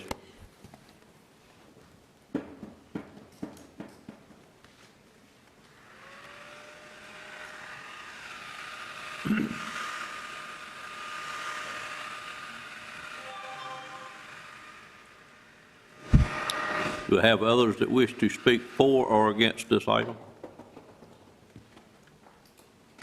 Ms. Yes, Eaton? sir. Sharon Eatman, 10654 Pace Road in Bailey. I've been here every time something has come up on this property, and every time I was assured that Beaver Dam would not be crossed, would not be bothered, the environmentalists were going to protect it and all that stuff. And now you come and they want to put a street across it and a water line across it. And I don't care what anyone says about protecting the creek, there will be damage. It's just going to happen. Anybody that knows anything about this kind of project knows that. And when you're crossing it, the traffic alone, the people throwing trash out, and they do it, throwing the trash out, all of that is going to disturb that creek. I ask that if you do approve this, that you put the limitation that no road can be built across Beaver Dam and no water line. Let each side go out the road that it is on, whether that be the Bullhead Road or the Smithfield Road. And if you want to see traffic, get on the Smithfield Road. The traffic is unbelievable, and now you're adding all these houses and talking about bringing ones from the other side over to this side as well.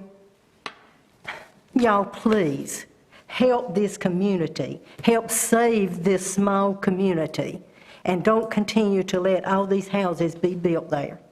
Thank you. Thank you, Ms. Eatman.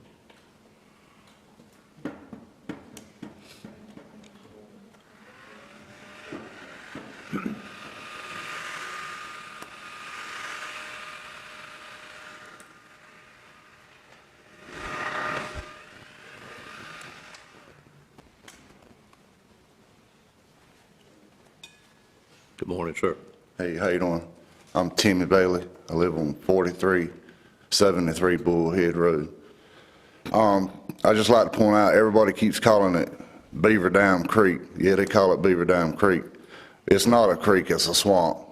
I mean, me and my wife and kids, we were just in there this weekend. There's water standing this deep. It's 3 times as wide as this room here is. That's not a creek, that's a swamp. And the conditions now are actually dry. So whenever we get rain, hurricane, flood, it gets even worse than what it is right now. And as far as actually Bullhead Road, Out of all the people who live on Bullhead Road, I know, including myself, there's 5 tractor trailers that leave every morning and come home every night. And there's 2 large farms on Bullhead Road. You know, so you get all them houses built, all the traffic.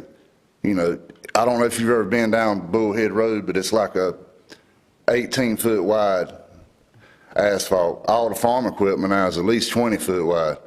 You can't get up and down the road now to get from field to field as it is. I mean, I understand everybody wants to create housing, create jobs, but as far as creating them houses, you're actually taking jobs. I mean, Nash County was built by farmers. It's always been farmland. I don't see why anybody would want to take it away. All the people in the community, we all get along with the farmers, all get along with the truck drivers, but we're not going to be able to get along with all the traffic that's on the road.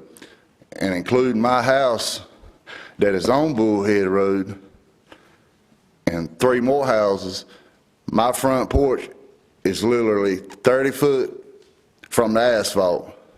So you add, I mean, that's like 30 foot is from here to that wall. You adding all that traffic, 70, 80 miles an hour right by your house.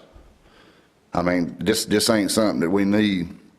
And the way they got the house plans set up, all the back doors is to my side of the property. So when people take the trash out, they're going to take the trash out the back door, set it in the backyard. When the storm gets up, it's going to blow right across my property. I don't throw no trash in neither one of your properties. I don't want nobody throwing trash in my property. I ain't clean, well, let me say how to say this. I ain't cleaning up nobody's trash. That's just how it's going to be. A couple of weeks ago, me and my wife and kids are sitting in the house. You already got people up and down the road throwing trash out. Heard something hit the front door and it was a beer bottle. Somebody come by the house, chunked the beer bottle out, landed right on my front porch against my front door.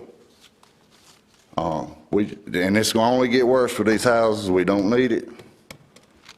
And another thing, I've already been told the developers, if they get it approved for R20, it's automatically up for sale. The ones that's trying to get it approved is not going to build houses nowhere. They're just looking to get it for R20s.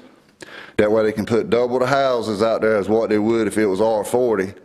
It's going to be sold. They're going to get their money. Their bank accounts is going to be fat. Nash County Tax Department, they're going to get more tax money. And all the people in the community, we got to put up with the trash. That don't need to happen.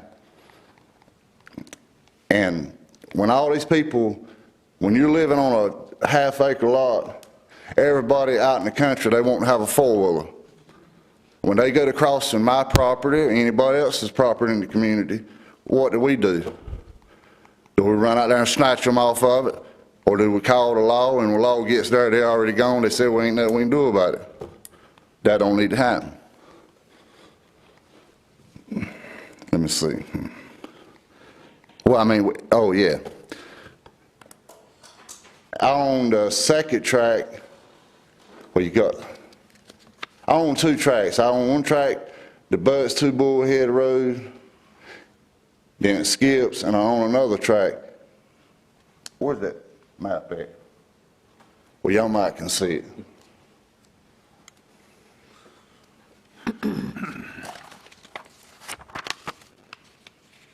That show you what you...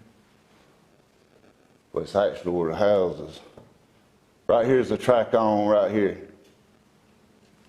On the map where they got the houses split up, they got a road that's coming right up behind my track, and they got 4 houses. You can't put 4 houses there. They show on that map that they got a ditch that comes right through here that leads to the swamp. But that ditch splits off in 3 different directions. And off of my property, there's a ditch where the water comes off of my property and it joins onto that property and it splits in 3 or 4 directions. But they got a road showing where they're gonna put a road and 4 houses right where that ditch is. So if they do that, all the water that's on my property is gonna probably stay on my property. That don't need to happen. It's all wetland. Pretty much everywhere there's trees right here, there's a ditch that goes all the way around it. You don't need to be crossing no ditch when it splits off in 3 or 4 ways. That's wetland, or swamp, what I call it. I think that's pretty much about everything I need to say. But I really, really appreciate that it didn't become R20. It stay like it is. I mean, it's been like that for years and years and years, and we ain't never had no problems. We're not trying to create problems now. Thank you. Thank you, Mr. Bailey.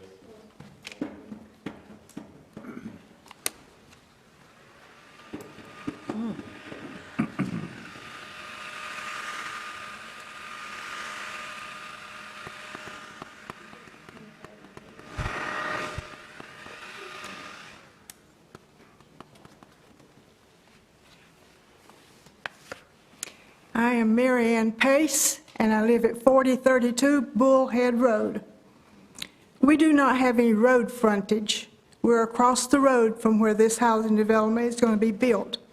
Virginia Hayes owns the land in front of us, and they're probably going to sell that too. That means we got a right-of-way to go through there, and it means I'm going to be going through somebody's yard before it's over with. Well, you know, I work with the sheriff's office. I retired from the state, and Sheriff Brown called me after I retired from the state and asked me to go to work with them. And after I did, several times I heard this same remark, "Oh, you're from the other side of the river." So that means that we're on the bad side, according to what everybody thought. But we're on a good side. And you know, we need somebody to think about us and take care of us.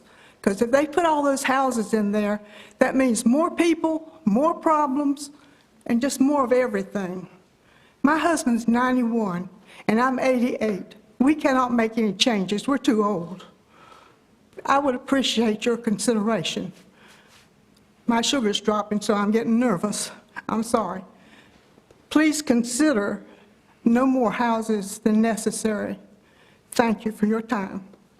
Thank you, Ms. Pace, and I'd like to assure you on behalf of the board that we don't look at what you described like that. I'm not saying it never wasn't, but this board doesn't look at the bad side of the river at all. But I understand your comment.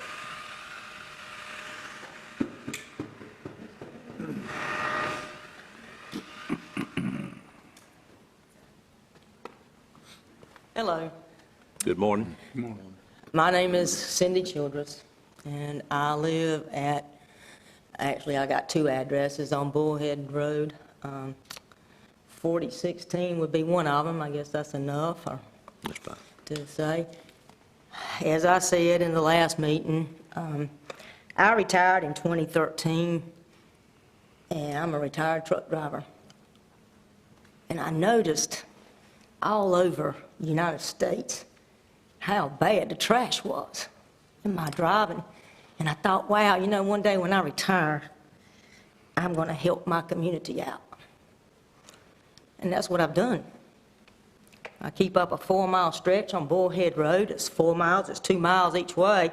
Actually, 1 mile one way out of the driveway, 1 mile to the other. If you add that up, that's a 4-mile stretch when you pick up both sides of the road. Now, we just saw on the news the other night about this trash pandemic. Now, I know that's not what we're speaking of, but in essence we are, because every household generates lots of trash. And I can assure you, I'm the one picking it up on Bullhead Road.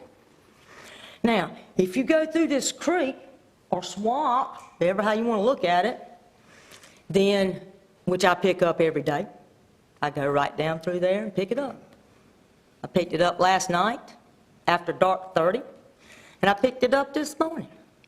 That's how fast it goes out there already. not considering all these houses that go through.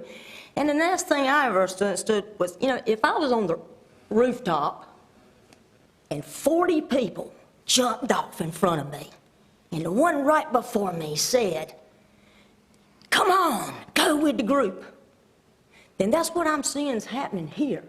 If all this has been looked at and already pondered over from this 40 to 20 basis, I think that's quite enough for one organization or person or company in comparing to the people that live here. And let's just, we don't have to jump off the roof. We can stay at that 40, or we can go to that 20 and just make the problem worse for our community. And going across this creek, if that ends up happening, it's more trash, just like they had on the news about the oceans being filled with plastics. And I can guarantee you the back of my car that I have let become a part of our community stays full of trash that I take to the dump myself on a regular basis. And we'd like to keep it, at least keep the trash down a little bit. At least there is someone out trying to make a difference, And I don't ask for any compensation. I just ask to ride up and down my road and see a nice, clean pathway that I can't see anywhere else at the moment. So I'll beg upon you, don't jump off the roof just because all the rest has been said that it's okay for 20 versus 40. We can make some kind of amends here, obviously. That's what we're all here for, to help each other out. I thank you for your time. Thank you, Mr. Childers.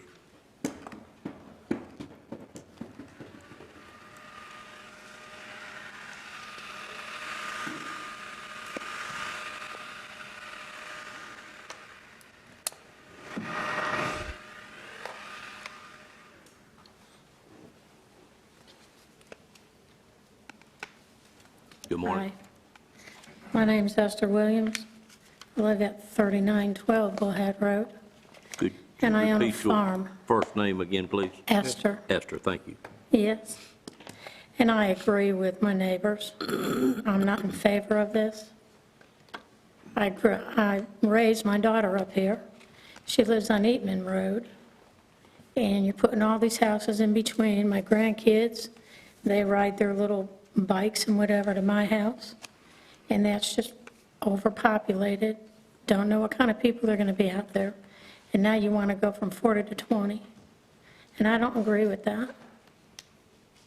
I mean, when I look across my property, I see farmland, and I own a farm. So I'd appreciate it if you just take it into consideration. That's all I got to say. Thank you, Ms. Williams.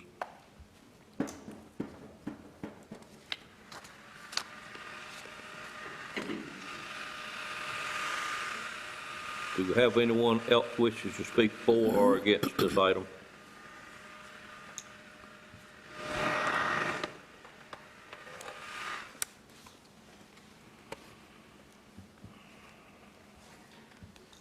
Morning, Kevin. Good morning, Mr. Chairman, Commissioners.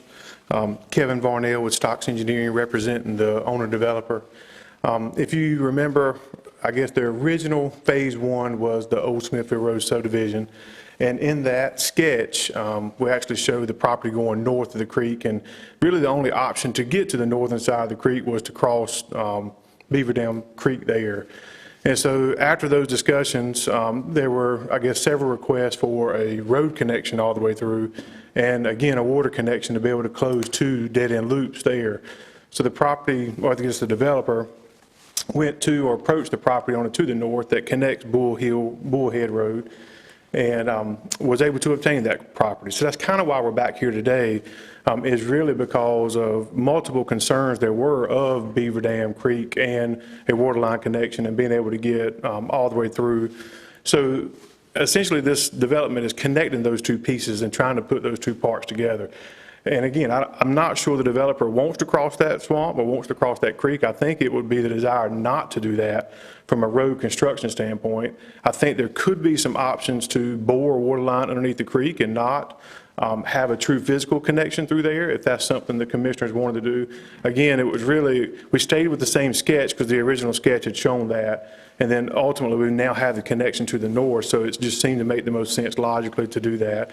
And then obviously, when we purchased that piece of property and then did the realignment of those roads, it made sense to go ahead and make sure the properties were utilized as best we could to make those connections together. So, but again, a lot of this is just a spur of some initial conversations that were had, trying to avoid those creek crossings, trying to avoid some of those environmental impacts, and that's why the additional property was purchased on Bullhead Road. So I'll be happy to answer any specific questions you have. Questions of Mr. Varnell? Do you think the developer would consider not crossing the creek with the road or the water lines, or is that the best option to cross the creek? Or I guess from an engineering standpoint, and I'm not going to speak for the county engineer, from an engineering standpoint on the water side, the county would always like to avoid two dead-end water lines for sure. From a water quality standpoint, we want water kind of loop through. You're going to get more water quality and better water service by connecting the water lines. But other than that, the creek crossing with the street, I don't know that that's a specific request of the developer. I'm sure that's an expense that he would not like to pursue. And then, again, any of the stubs that are shown were requests of the planning department as well. So the street connections and the crossings are completely up to the purview of this board as to whether you'd like to require that or make a condition not to cross the creek. I've got another question. Please go ahead. Do you think the developer would consider any other additional wetlands protections over and above what's shown on the sketches? The swamps and wetlands really play a vital role in protecting against flooding. Absolutely. You know, our weather patterns have changed, and, you know, there needs to be that room to absorb the water, and especially with roads and driveways and houses coming, it's going to put more stress on that land. Right. So right now what you have before you is a sketch plan. So none of the wetlands have been evaluated by the wetland scientists. So ultimately that will be done. And so once that's done, those wetlands will be identified, and then ultimately we have to actually get approval from the State Department of Environmental Quality for stormwater control. So there'll be a lot of other measures that go into place once that's done. But again, right now we're really just showing you, I guess, a high-level version of what that sketch looks like. So as that information comes in and as more design plans are done, then a lot of that stuff will be delineated out. But the answer to that question is yes. I mean, certainly the wetlands are going to be protected as much as possible. And again, if the road crossing is taken off, then that obviously reduces a lot of that. Other comment from commissioners? Mr. Farnell, you did say there was an option where the water line could be tied through without the roadway, if I heard you correctly. That's correct. So one option would be we could bore underneath the creek or bore underneath the swamp. And obviously we would start on one side and go under it. So really there would be very little impact to the surface of it. And then the county would need to decide as far as a maintenance access or area, how we want to address that. I think your point of not having dead-end water lines, particularly the lengthy side, would be very important to any future residents you had on there. Right. All right, any other comments? Thank you, sir. Thank you. Do we have anyone else that wishes to speak for or against this item?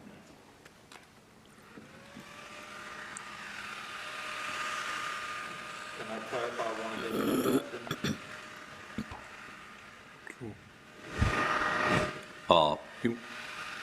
What, Dan? I said, you got someone wanting to clarify. Yes, sir. Thank you for your time on that. I just want to make sure we're talking about not deadheading the water line. Again, where is this water coming down Bullhead? Because there's no water down Bullhead at this time. So that's something the county's going to also have to run down the road if you're not talking about deadheading the water line. So I just wanted to clarify that there is no water supply there. Actually, that would be a cost to the developer because we would require that to be tied to the water line. Yes, sir. Thank you. Wherever it may be. Where's the water line at on that side, Adam? I'm not sure how far it's to the east of the map that we're looking at along Bullhead. I'm not exactly sure where the current termination is. It's on Old Smithfield.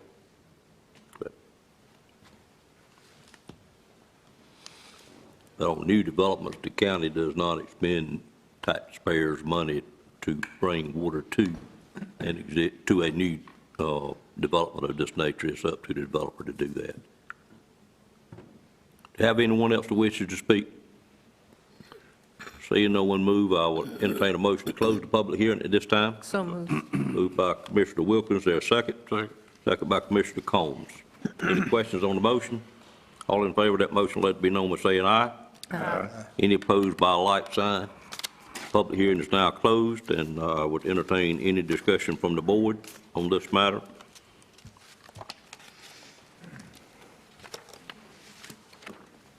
Mr. Chairman. Yes, sir. I would like to go ahead and make a motion that we table this request. There's too many questions here that I don't think we've answered and the concern of the community, and I'd just like to table it till we get some clarity on some other things. I'll make that a motion. I would, of course, will entertain that motion. I'd like for you to state to a specific time or not to a specific time so it could be scheduled. Do you want to table it for 1 month, or what's your desire? Yeah, table it till the January meeting. Okay. Have a motion to table this rezoning matter to the January meeting. Is there a second to that motion? Second. Second by Commissioner Wilkins. Is that correct? Both at the same time. Okay. All right, both at the same time, I'm sorry. Any questions on that motion? Seeing none, all in favor of the motion, let it be known by saying aye. Aye. Any opposed by a like sign? No. Motion carries on a 6-1 vote to table the matter until the first meeting in January, Mr. Title. Mr. Chairman, just to assist the developer and the applicant, the questions that we're looking to answer, do they mostly focus on the crossing of the creek? I think that's one big question. What are we going to Okay. do there? And any other specifics that we're looking to have before January? I think some specifics on, well, go ahead, Dan. Go ahead. About the wetlands protections and whether that road's going to come through. All right. Mr. Combs, anything else? I think that covers it. I mean, you know, it's just a decision we got to make, and it's a hard one to make because of everybody's concerns, and I share all the sentiments of those concerns, and then we, you know, you can't stop growth, and it's hard to tell somebody what to do with their own land, and that's just my feelings.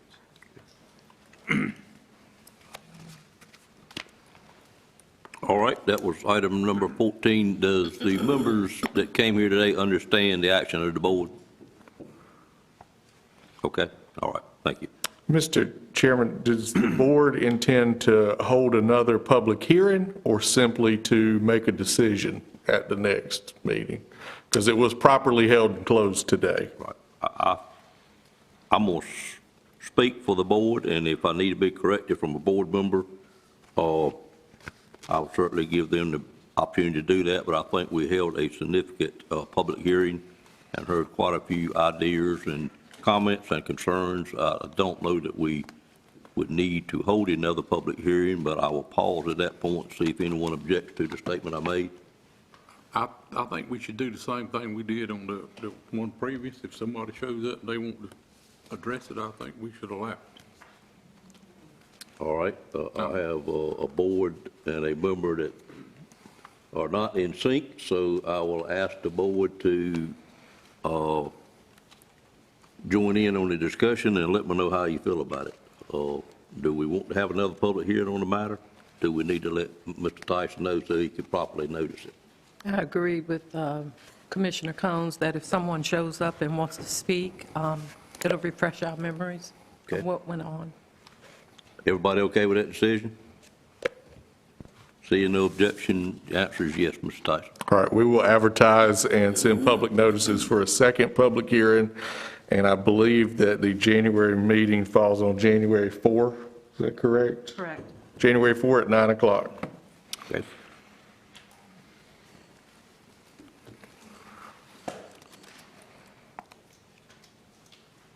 All right, we're now on item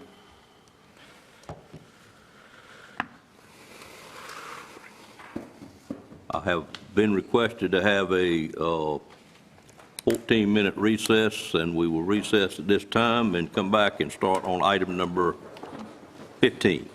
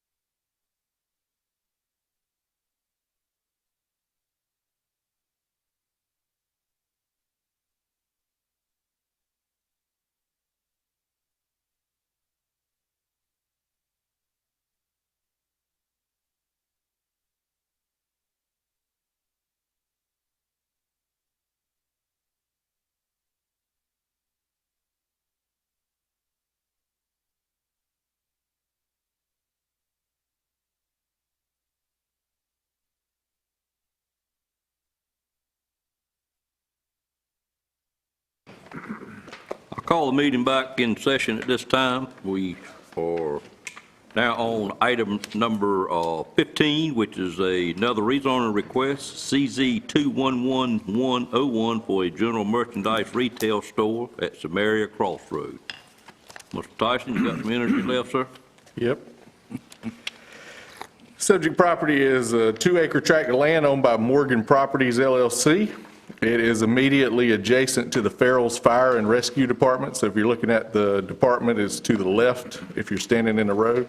It's east of Samaria Crossroads, which of course is the intersection of Highways 97 and 231. As you can see from the map on the right, the property is green, meaning it is currently zoned R30 residential. It includes an existing dwelling that is slated for demolition and removal from the property. The southern portion of the property may be impacted by a stream feature that could be subject to the riparian buffer requirements. Public water or sewer service is not currently available in this area, so the future development of this property will utilize an on-site well and septic system. The property owner has submitted this rezoning request specifically to rezone it to GCCZ, to allow the development of a general merchandise store to be constructed and operated by the Dollar General Corporation. If we turn our attention to the site plan, the plan depicts a 10,640 square foot retail store with a 54-space paved parking lot. The rear portion of the property, so of course this is the highway right here, this is the fire department, and then this is the Dollar General with the parking lot. The rear portion of the property will be reserved for the septic system, which would be found in this area behind the building, and a stormwater management area, which of course it will be graded to drain into this area of the property right there. The site will be screened from the road by a planted vegetative buffer of both understory trees and evergreen shrubs. You can see those along the front edge of the parking lot there. It will be screened from the immediately adjacent residential properties to the east by a 6-foot opaque wooden fence that runs down this property line, and it actually turns the corner and heads over here to the existing vegetation. And then that existing vegetation, which is at least 25 foot wide, will be preserved as a screening buffer all the way around the southern and western sides.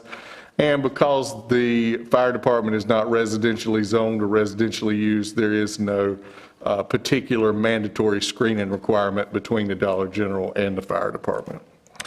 The land use plan, we turn our attention to that map.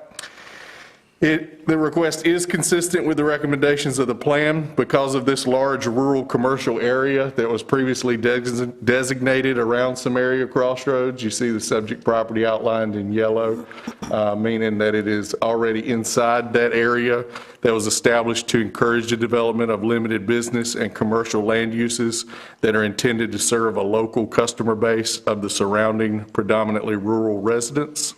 And of course, that retail store would not have needs that would trigger a requirement for sewer service. It can be accommodated by a septic system. If we turn our attention back to the zoning map, this is reasonable in the public interest and not spot zoning because the request is an expansion of commercial zoning that already exists at the Samaria Crossroads intersection, including the site of the immediately adjacent fire and rescue department right here. The proposed screening measures should also mitigate the potential impact of the commercial development on the adjacent residentially zoned properties to the east and to the south. The Technical Review Committee considered this request on November 3rd and recommended approval. Planning Board considered this request at a public meeting on November 15th. Mr. Matt Louder with Bowman, North Carolina Limited, addressed the board in support of the request on behalf of the applicant. There was no one present to address the board in opposition. Planning Board voted unanimously to recommend approval of the request and suggested 5 development conditions, which are fairly standard and are included in the suggested motion for approval. And then, of course, there is a suggested motion for denial, and the board would need to list the specific reasons. And with that, I will pause and take any questions that you have on the staff report. Any questions from board members of the item? Thank you, sir. I'll entertain a motion for a public hearing on this matter at this time. So moved. Moved by Commissioner Combs, second by Commissioner Outlaw. Any questions on the motion? All in favor of the motion, let it be known by saying aye. Aye. Any opposed by a like sign. Motion carries. Ladies and gentlemen, we are now in a public hearing on item number 15, which is a general merchandise retail store near Samaria Crossroad. If there's anyone in the audience that wishes to speak for or against this item, we'd be glad to hear from you this time. You would come forward and state your name and address for the record.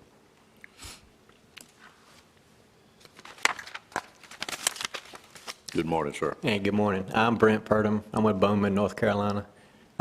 Engineers that developed the plans, but Mr. Tyson's done a great job explaining everything, so I'm just here in case anybody has any other questions concerning the design or layout or anything. Any question from board members of the engineer of record for the project? I have one. How many dollar stores can Nash County handle?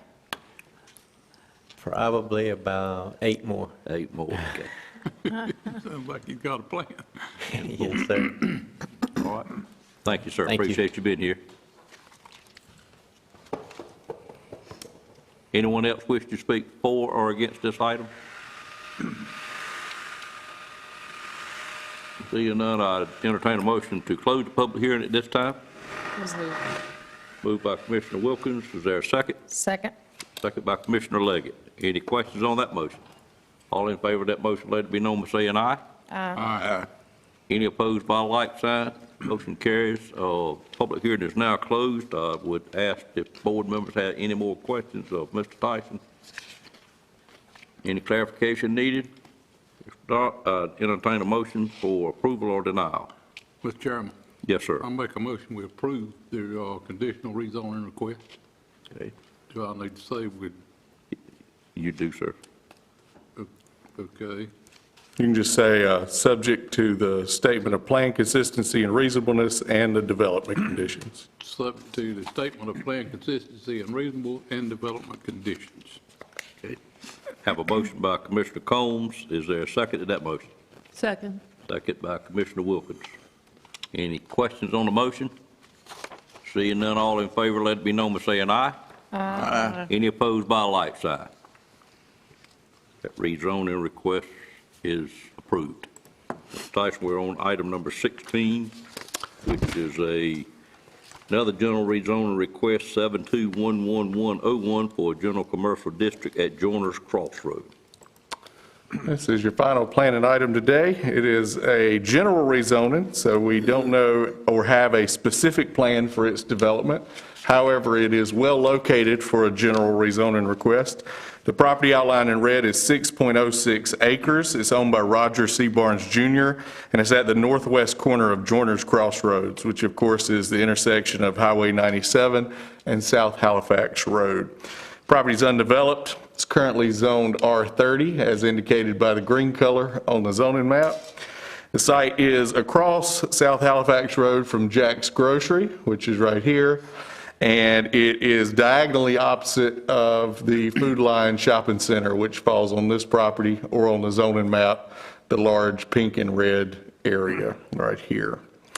Property in question is subject to an existing 12-inch Nash County public water line along Highway 97 and an 8-inch public water line along South Halifax Road, and a future connection of those lines would be dependent upon the specifics of the proposed development.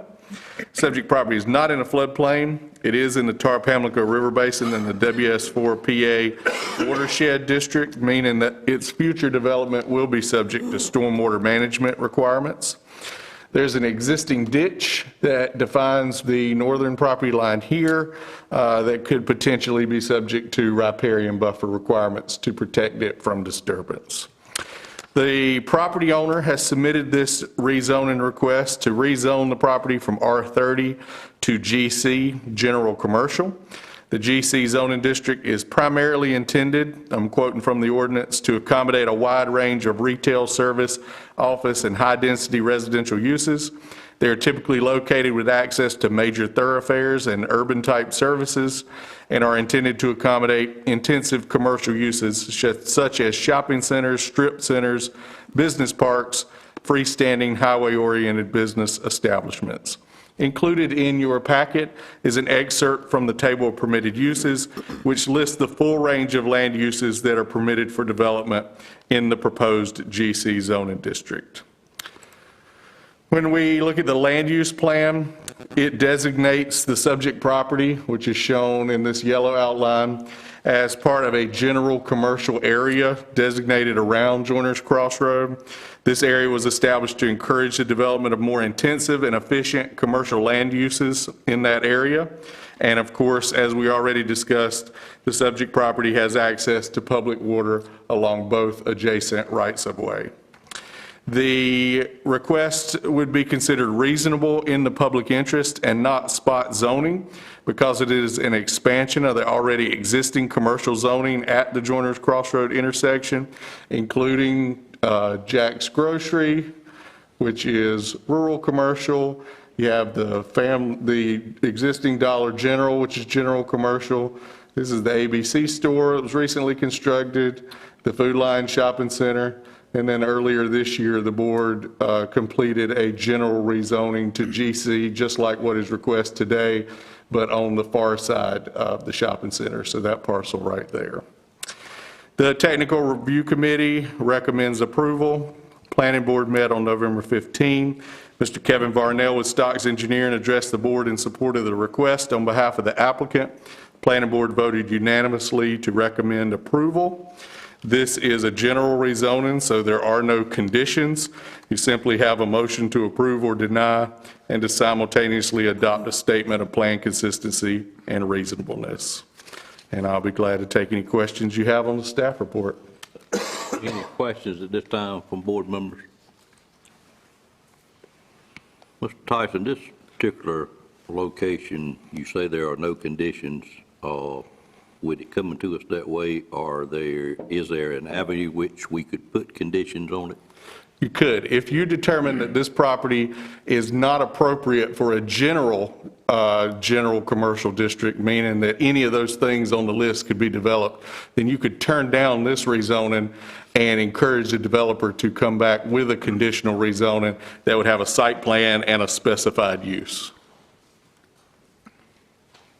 I didn't have in mind that drastic of a measure, but my concern is there is a proposed improvement to that intersection which would require additional right-of-way from this parcel that I would like to assist DOT in being able to have access to that when that project gets funded. And, I don't think there's an avenue to do that under the request that is on the board's agenda today. There would be under a conditional rezoning, but it would take what I mentioned earlier to make it into a conditional rezoning, which is to specify use and a specific site plan. Can the applicant make that change today? No. Okay. All right, thank you, sir. Any other questions of Mr. Tyson? Just a comment, that would be my recommendation, that we do come back with the GCCZ.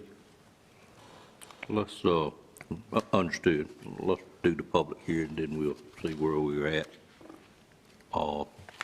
Any other questions? Thank you, Mr. Tyson. I'd entertain a motion to go into public hearing on this matter at this time. So moved. Moved by Commissioner Outlaw. Is there a second? Second by Commissioner Combs. Any questions on the motion? All in favor of that motion, let it be known by saying aye. Aye. Any opposed by a like sign? Motion carries. Ladies and gentlemen, we are in a public hearing on this rezoning request for general commercial at Joiners Crossroad, and at this time, we'd be glad to hear from anyone in the audience that wishes to speak for or against this rezoning at this time. If you would come forward and state your name and address for the record. Mr. Farnell? Good morning, Commissioners, again. I'm Kevin Varnell with Stocks Engineering, representing the developer and owner on this piece of property. To kind of get to your point, there is a roundabout proposed at that location. We have been in receipt of the sketch from DOT, not the final design because that has not been done as of yet. Our driveways are located so they do not interfere with that roundabout. DOT has seen that sketch and approved the locations for our driveways. So any right-of-way acquisitions that need to be done will be done through that process, and we're a long ways into understanding and knowing what those needs are. So I would ask that we not hold up the developer from moving forward for another month to wait for the conditional use, knowing that the developer is 100% aware of that issue that's there. Good. Any other comments you wish to make? I'll be happy to answer other questions you have. Questions from board members? Mr. Well, I Outlaw? fully believe that this intersection and the area springing out from this intersection, especially on Highway 97, should be developed commercially. But I'd really like to see what's planned for this particular piece of property at this intersection. So therefore, I would be supportive of the CZ. Okay. Good. Other questions or comments for the engineer? Okay. Thank you, sir. Thank you. Anyone else that wishes to speak for or against this rezoning at this time?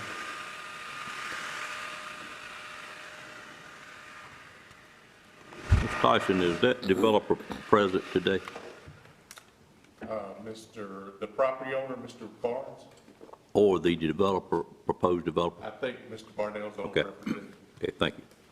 I do want to clarify for the board that if you turn down this request in favor of a future conditional zoning request, that because it's a new request, would have to go to the planning board in January, and it would not be back before you until February. So we're actually talking about a 2-month delay, because that would have to start at the beginning of the review cycle. So that is the timetable for a conditional rezoning. All right, thank you. Seeing no one else wishes to speak, I'd entertain a motion to close the public hearing at this time. So moved. Moved by Commissioner Outlaw, a second. Second. Second by Commissioner Belfield. Questions on that motion? All in favor of the motion, let it be known by saying aye. Aye. Any opposed by a like sign. Public hearing is now closed, and further discussion from the board with any questions you have or any clarifications from Mr. Tyson? Mr. Tyson and Mr. Durham, are we sure we can't figure out a way to solve the issue that some board members have about the proposed, because this particular intersection has been on the, Wayne, I think this is the MPO and not the It is. RPO. It is It's the MPO. board that I serve on at Rocky Mount for some 3 or 4 years, and has been a large desire to get a better design than what we have, and we have the design now, but we don't have the funding quite yet, but it could show up at any time. And I, like Mr. Outlaw, have a lot of concern with rezoning it without seeing a plan specific that would include that improvement, because it's our chance to get it done. Is there nothing else we could do? You could table this request, in order for it to be a 1-month delay instead of a 2-month delay, you could table this request until January and just ask Mr. Varnell to bring that information. It wouldn't be legally binding like a site plan tied to a rezoning is, but he could demonstrate the plans for accommodating the roundabout and the right-of-way acquisition at the January meeting under this general rezoning. But in order to make it a conditional rezoning, it has to begin life as a new request and go through the review process. There's no way to convert this today to a conditional rezoning. I agree with him. Thank you. Mr. Outlaw, You want some further guidance? No, sir, I don't want to be difficult, but I would like to see a CZ on it. All right. And if that's 2 months, then that's probably good, because that would give us time then to have some discussion with DOT to try to finalize some type of plan for this. Right. All right. And I would put that in the form of a motion, that we delay it, bring it back as a CZ. All right, I have a motion on the floor. Is there a second to that motion? Second by Commissioner Combs. All of us understand the motion and the consequences. Could we clarify, so this is a motion to deny and to adopt the statement of plan consistency and reasonableness that is under the motion to deny, where it says list specific reasons. The specific reason would be that the general rezoning is not appropriate at this time because of the pending NCDOT changes to that intersection. Is that correct? That would be reasonable. Okay. So the motion actually becomes a motion to deny. Correct. You want to restate that, Mr. Outlaw? Well, I would state it just the way Mr. Adams just stated it. Okay. Mr. Tyson just stated it. Is the second concur with that? All right. We all understand the revised motion. All in favor of that motion, let it be known by saying aye. Aye. Any opposed by a like sign? Motion carries. All right. Thank you. Mr. Varnell, any questions on what we're asking for? I'm sure you got it, hadn't you?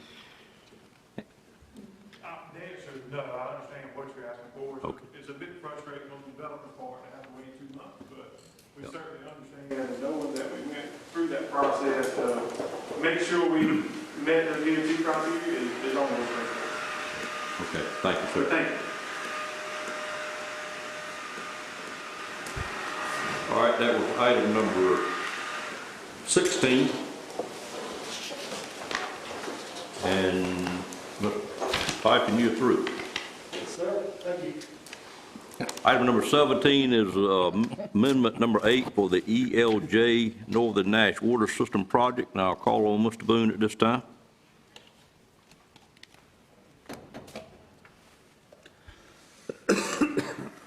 Thank you, Mr. Chairman, fellow If you commissioners. hurry up, I can say good morning, sir. Yeah, it's close. As you had indicated, item we have before you this afternoon is another change order on the Northern Ash Water System project. While physical construction on the project is nearly complete, we still have a number of administrative items that we are working to address, one of which is the item I have before you today. This is for work that has been completed on the project. The bulk of the change order is related to a bore that was required on Northern Ash Road underneath the driveway to the Northern Ash High School. The pavement section there ended up being much thicker than we had originally anticipated. And to minimize disruption to the school, we elected to work with the contractor to bore that driveway. And then the second item is for a culvert crossing that we encountered. Initially, it was anticipated we would be able to go over the culvert. Due to the depth of the culvert, we ended up actually having the contractor bore under the culvert. So the change order you have before you is for those two items for a total of $22,300. And with that said, I'll answer any questions you may have. Any questions for Mr. Boone on these two items? Yes. Yes, sir. How did they miss the situation there in connection with that Northern Nash that caused them to have to do this change order? Typically, they are not going to field verify the depth of the driveway. The asphalt section ended up being much deeper than what you would typically anticipate. Of course, once you think about it, it's maybe not necessarily unexpected that with the amount of traffic in and out of that driveway, particularly buses, that's a much deeper section. But once the contractor determined that it was a 12-inch section of asphalt, and we compared the numbers to cut the driveway versus bore the driveway, and then the inconvenience that it would create if we were open cut the driveway, we elected to direct the contractor to bore under the driveway. But recall, this project was 50 miles of water mains, 50 miles of water mains. So there are going to be conditions in the field that you can't anticipate. Every single driveway was not field verified. This was just one of those situations that came up, and once we identified the issue, the contractor identified the issue, brought it to our attention. We discussed how best to handle it and felt like the board was the most appropriate way to deal with the issue. I mean, it seemed like me, I should have known that one with that school there. I guess the thing I would add, again, back to the scope and size of the project, certainly the county or the engineer could invest the time and energy to conduct more due diligence, do more field work, verify depths of driveways, asphalt sections, but you would spend so much money over a 50-mile project to make sure that you've nailed down every little detail. You try to exercise appropriate level of due diligence, but knowing there's going to be some things that come up over the course of the project that you just have to deal with. Didn't they map out the routes? I'm sorry? Lines for the water system in the beginning? I'm sorry, could you repeat the question? I said, the engineers, didn't they map out the direction line, where it was going and how it was going? Yes, sir, 50 miles worth. From the beginning, and they missed this? Again, over the course of 50 miles, we could have directed the engineer to verify the dimensions and depths on every driveway over a 50-mile project, but we would spend well in excess of $20,000 multiple times to do that. And again, with the scope of the project, you know things are going to come up that you didn't anticipate, and we just have to deal with those items as they are identified. For a 50-mile project, even though this is change order 8, I think we've had a reasonably good set of plans. So I wouldn't say that this is an atypical situation that we're addressing through this change order. Is this the correct amount here? Am I reading this wrong? Could you read to me what you're reading, because I don't know what you're looking at? The change order, Mr. Bell, feels a total of $22,300. But it was saying here the change order. The change order is in the project of what, 6 million? There's. The original contract award was $5,746,250. This particular change order is $22,300.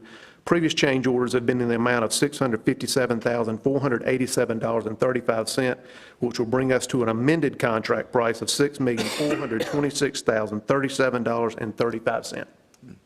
Oh, the change order that will bring the project up to. It will increase it $22,300 to a amended amount of $6,426,037.35. Well, it really doesn't read like that. Well, it does on the change order document itself on the left-hand side. Well, I see the change order document is different from what I'm reading here. And at this point, we have underrun the contract amount. There have been underruns on the project. Now, there are some items that we have yet to resolve with the contractor, and we'll continue to work through those. So I don't know where we'll end up. But at this point, based on the contract quantities and the quantities installed, we should come in less than the $6,426,037.35. I can see change orders when you want to make some changes in the plan, but I mean, this is one they should have, engineers should have known from the beginning. But that's okay. That's just my take. All right, any other questions or comments? And as Mr. Boone said, we do have a couple of major contested items that we're still working on, so we will see some additional updates on this contract in the future, I'm sure. Yes, sir. All right, if there are no other questions, I call for a motion for approval on this item. Motion to. Have a motion by Commissioner Outlaw and a second by Commissioner Arrington. Okay. Any questions on that? All in favor of the motion, let it be known by saying aye. Aye. Any opposed by a like sign? Motion carries. Thank you, sir. Thank you. Item number 18 is approval of rescue contracts with Stony Creek District. This was an item we had last month, and we tabled it for 1 month to let Mr. Rogers continue to work on it, particularly the maps themselves, and he brings Good it afternoon. back to us. Yes, sir. Good afternoon. You're correct. So we have spent a little more time since I was with you last on the development of the maps for the area that was previously served by Stony Creek, and we have those maps now finalized.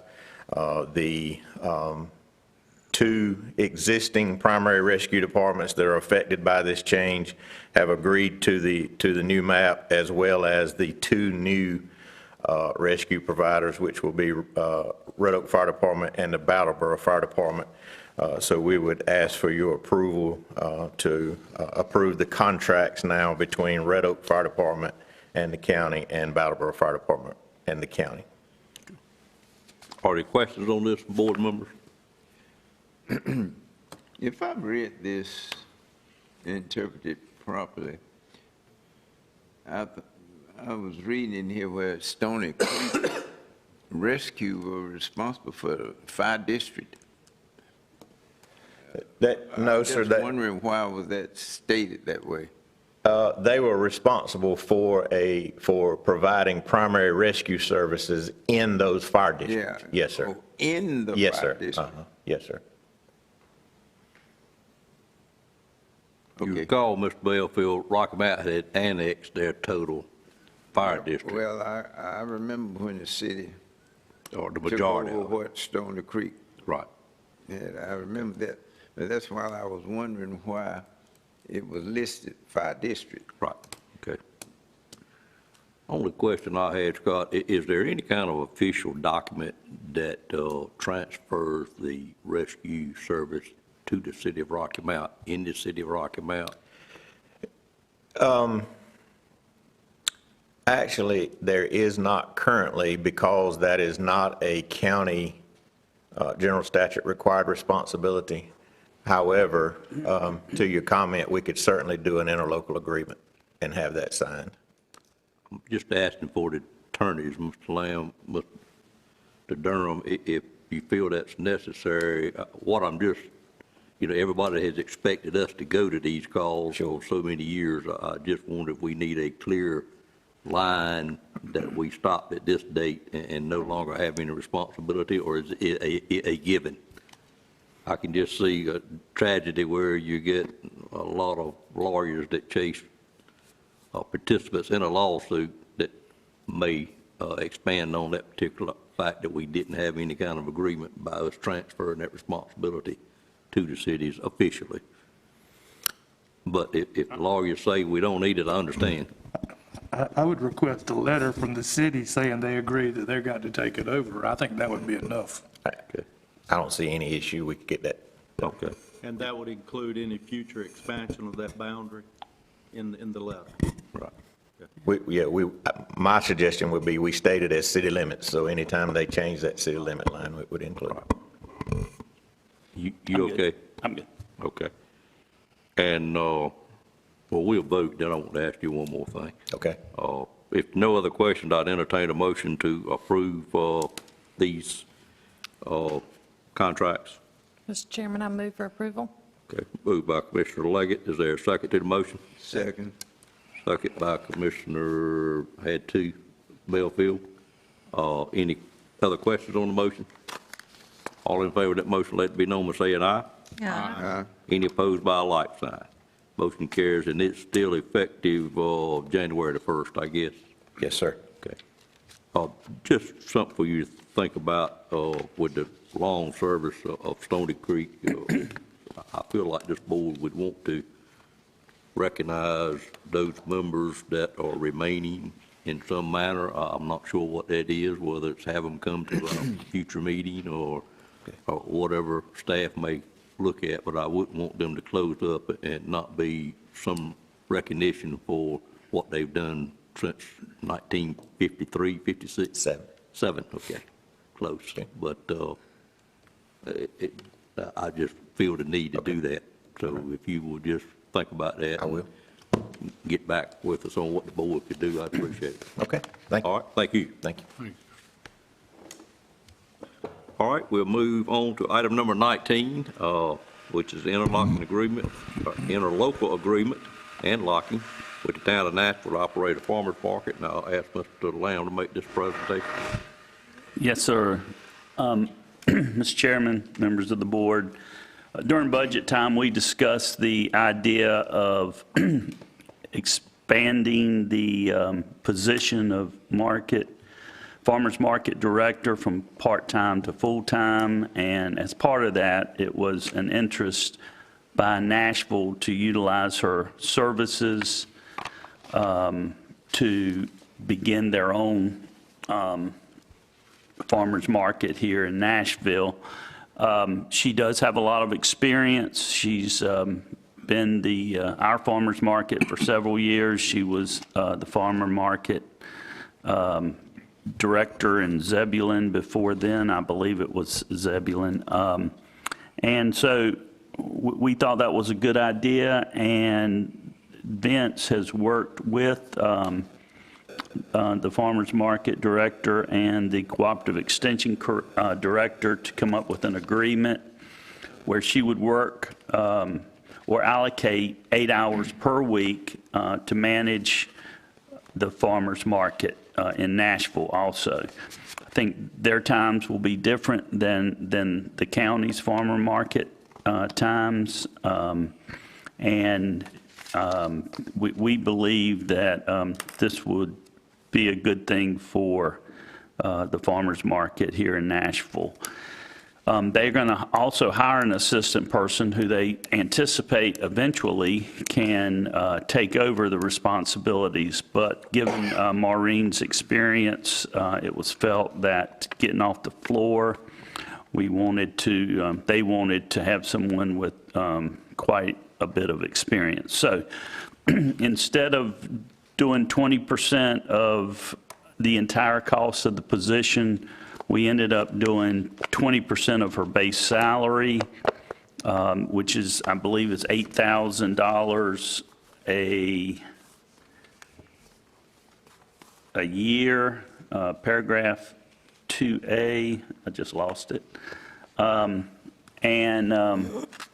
That would not include any kind of fringe benefits or anything. It's really just a contract for $8,000 a year once they give us notice that they want to start utilizing her. She has been on full-time since July, so it will be simply $8,000 a year that they will pay.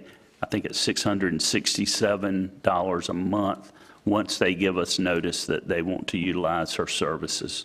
I think it's a good deal for them. It's a good deal for us. So I would recommend approval. If there's any questions. Questions of Mr. Lamb? I'm supportive, but I do have a question. We increased the manager's time to full-time. I'm assuming we did that because we had full-time responsibilities with our own farmer's market, and now we're going to take 20% of her time and sell it to the town of Nashville for their farmer's market. What implications, if any, does that have on the effectiveness of her ability to manage our market if 100% was needed when we increased it full-time? When we increased it from 20 hours a week to 40 hours a week, we had already begun discussions with Nashville and was anticipating this contribution and her helping Nashville in addition to putting in more hours for us. Okay, I never heard that before, but that's good. Yeah, yeah. Other questions or comments? Well, that was the same question when I read this that I had, that Commissioner Outlaw asked. What effect? And, well, I go further. I thought I read some information that Spring Hope is thinking about a farmer's market too, town of Spring Hope. I have not heard anything about that. Cooperative Extension might have been contacted about that, but I have not been contacted. I picked it up. I have read that as well, just in the Spring Hope paper. You heard it too? I've read it in the paper that they are Yeah, considering, well, yes. that's where I got it from. It was in the paper. But I don't think it's been any request to the county. No, but I was just thinking that it may, that when they get ready to really get it started, that they may ask the same thing. Yeah, I would say that when she was at 20 hours, she needed more hours anyway, regardless of Nashville, given that they're open on Tuesday afternoons and Saturdays. But we felt like we could accommodate 8 hours. I'm not sure, as he raises, question he raises, that if we added another town, that she would have enough time to manage 3 farmers markets. But I believe for the short term, which is contemplated, she has adequate time, in her opinion, to do the Nashville. But again, we have not been contacted about doing anything beyond that. Well, one thing that, serving on the advisory board, the farmers market in Rocky Mount, one thing that I've been pushing and advocating that some activities or something go on there at that farmers market year-round, rather than shutting down first week, second week of December, and then open it back up in the latter part of April or May. Right, April. You know, just keep some activities going there. And that would, if that happens, that's going to take up quite a bit of her time. Yeah, I couldn't see her taking on another. Yeah, I town farmers market. That would be a stretch, I believe. I do believe she does a great job. Our numbers are up at the farmers market. And I think her abilities are part of the reason Nashville's interested in utilizing her initially. I think the plan is for a couple-year process, and then eventually they will have a part-time person who takes the full role for Nashville. Other questions or comments?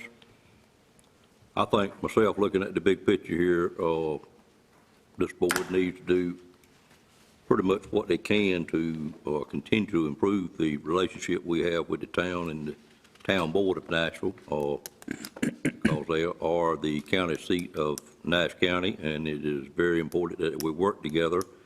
And there is other items in which we hope to join hands and work together on. One of them being economic development in the near future, as well as numerous other things. So I certainly support this contract right here, or interlocal agreement. If there's no other questions, I'd entertain a motion for approval. Move for approval. Moved by Commissioner Outlaw, seconded by Commissioner Wilkins or Leggett. I can't tell where you raised your hand upon Commissioner Leggett. Any questions on the motion? All in favor of that motion, let it be known by saying aye.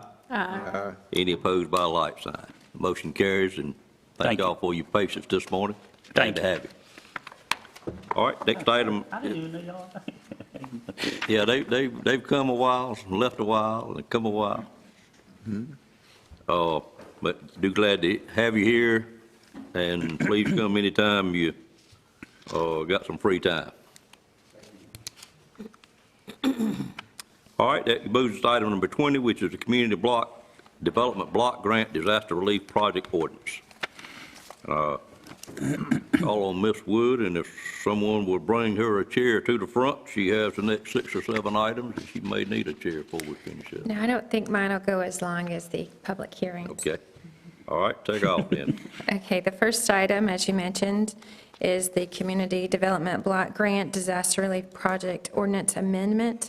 The amendment is presented to adjust the Elm Street Drainage Project to include replacement of 160 feet of storm sewer pipe on the lower end of Elm Street in Nashville, causing a sinkhole. The additional project will cost $92,360. The North Carolina Office of Recovery and Resiliency has approved an increase to the CDBG grant of $37,957. With additional funding, within the existing project grant fund, and $24,489 to be provided by the town of Nashville, as the pipe is in the town of Nashville right-of-way and is part of the town drainage system. Are there any questions on the amendment? Any questions on that? Mr. Boone's available if you have technical questions. Seeing none, I entertain a motion for adoption of the ordinance. So moved. Moved by Commissioner Wilkins, there a second? Second. Second by Commissioner Leggett. Any questions on the motion?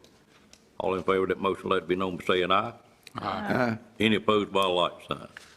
Motion carries. Item number 22 is a COVID-19 grant project ordinance amendment. Actually, that 21 is the American 21. Rescue Plan. Excuse me, did I jump one? I did. I'm sorry. Trying to speed up things.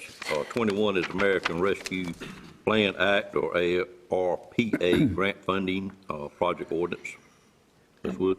This is an amendment to the original project ordinance that we have. This amendment's presented to adjust the funding categories of the ARPA grant project to reflect the expenditure and compliance categories as currently established by the ARPA committee for the full authorized funding for Nash County of $18,316,281. The full funding is not currently in Nash or with Nash County, but it will be available in May. And based on comments from our, the NC Pro and other guidance, we are eligible to budget the full amount of funding. Any questions from board members? What is the other programs?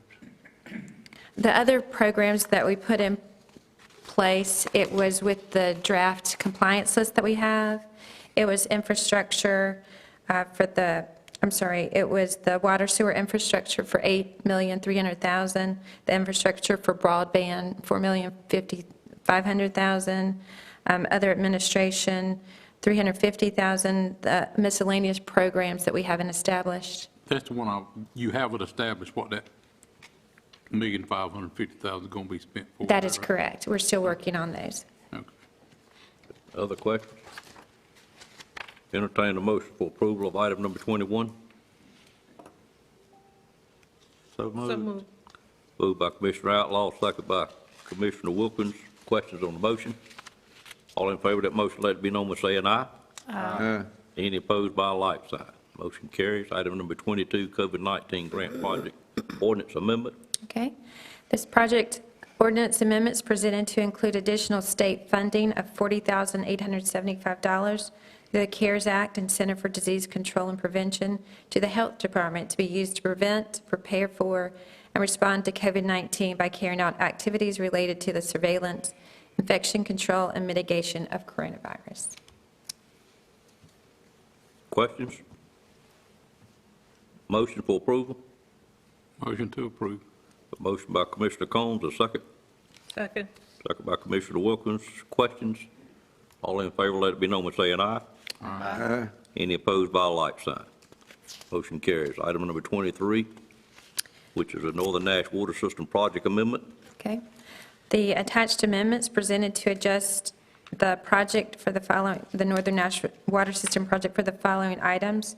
First one is acceptance of the additional loan funds and related closing fees from the North Carolina Department of Environmental Quality as approved at the November 1st, 2021 Board of Commissioners meeting, and for the purchase of additional meters for the project. Closing fees are requested from the general fund as these are ineligible for coverage by the loan grant program and therefore requested from the general fund. The closing fees are $13,090. The second item is the North Carolina 43 and Wallet Mill Road property acquisition for well sites as approved at the November 15th, 2021 Board of Commissioners meeting. So you're just setting the ordinance up for what we've already approved. That is correct. Okay. Any questions? Entertain a motion for approval of the project ordinance. Move for approval. Moved by Commissioner Leggett. Second? Second. Second by Commissioner Outlaw. Questions on that motion? Seeing none, all in favor say aye. Aye. Any opposed by a like sign. Motion carries. Item number 24 is the LCID Capital Project Amendment. Okay, this amendment is presented to make funds available to improve the access road for the LCID Phase 2 project. We had funds already in place for other professional services, and this is just moving those funds to road improvements. These funds coming from the, There's a project already established for the LCID project, and there was a line item for other professional services. We're just reallocating those funds to road improvements. and that's a landfill project. That is correct. Mr. Chairman, the state required us to add a road around the the LCID landfill at the last minute. Thank you. I recall that. Any questions? Entertain a motion for approval of the amended project ordinance. Make a motion to approve the amended project ordinance. Motion by Commissioner Combs, or second? Second by Commissioner Belfield. Questions? All in favor of the motion, let it be known by saying aye. Aye. Any opposed by a like sign? Motion carries. Budget amendments. Okay. I have 7 amendments to present to the board for consideration of approval. The first item is park facility maintenance. This budget amendment is presented to budget park improvement funds for Glover Park from the town of Nashville per the memorandum of understanding between Nash County and the town of Nashville for maintenance and operations at Glover Park. The projects approved for the current year include laser grading of fields. It's $20,000 and no county funds are required. The next item is with the Health Department. This budget amendment is presented to budget additional state funding to provide screening and patient navigation services to North Carolina Breast and Cervical Cancer Control Program eligible women. It's $500, no county funds are required. The next item is a budget amendment present to budget low-income housing water assistance program, state funding through the American Rescue Plan Act to assist households with water and wastewater bills. It's $230,750. This, no county funds are required. The next item is a general fund transfer with the Northern Nash Water System Project.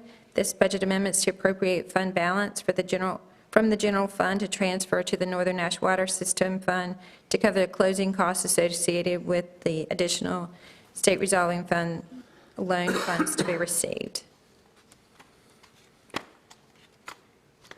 The next item is Rural Operating Assistance Program.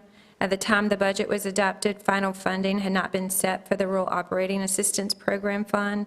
This amendment is to adjust the budget to accommodate the approved funding for fiscal year 2022. The next item is Economic Development Fund. This amendment is presented to request an appropriation of $562,870 from Economic Development fund balance to transfer to the general fund to purchase economic development investment property. And what goes along with that one as well is an amendment presented to appropriate $400,000 from the general fund along with the $562,000 from $870 from the Economic Development Fund to purchase economic development investment property, which would also include closing costs, estimated around $15,000. Questions on those 7 budget amendments?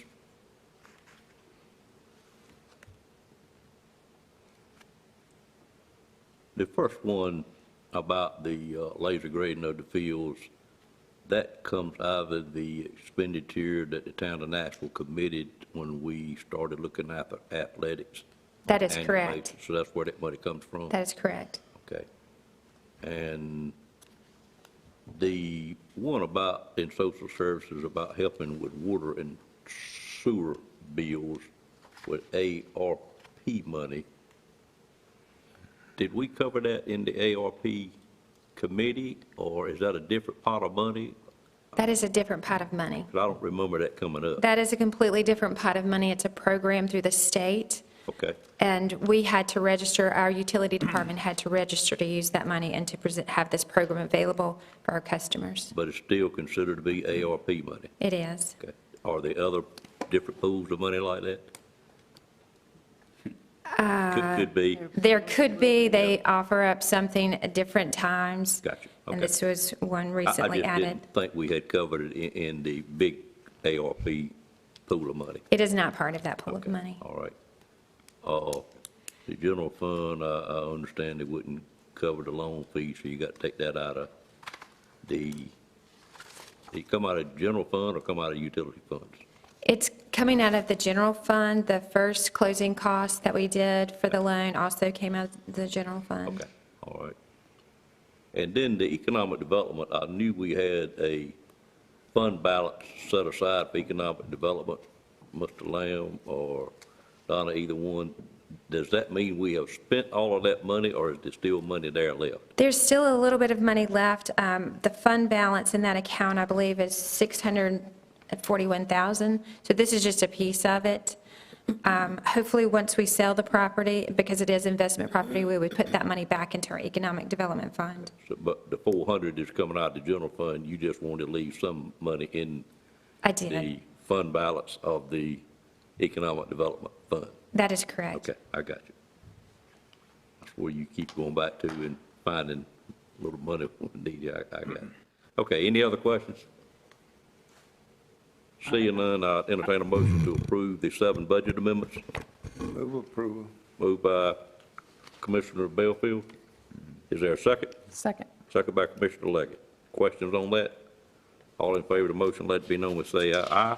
Aye. Any opposed by a like sign? They stand approved. Mr. Chairman, I would, and I should have gotten this before, the 400,000, once we sell the Shell building, will the general fund be reimbursed? The general fund should be reimbursed. Okay. But we can establish that probably with an amendment. Thank you. Anything else, ma'am? No, that's all. Thank Okay. you. All right, we'll go to setting the meeting calendar for 2022.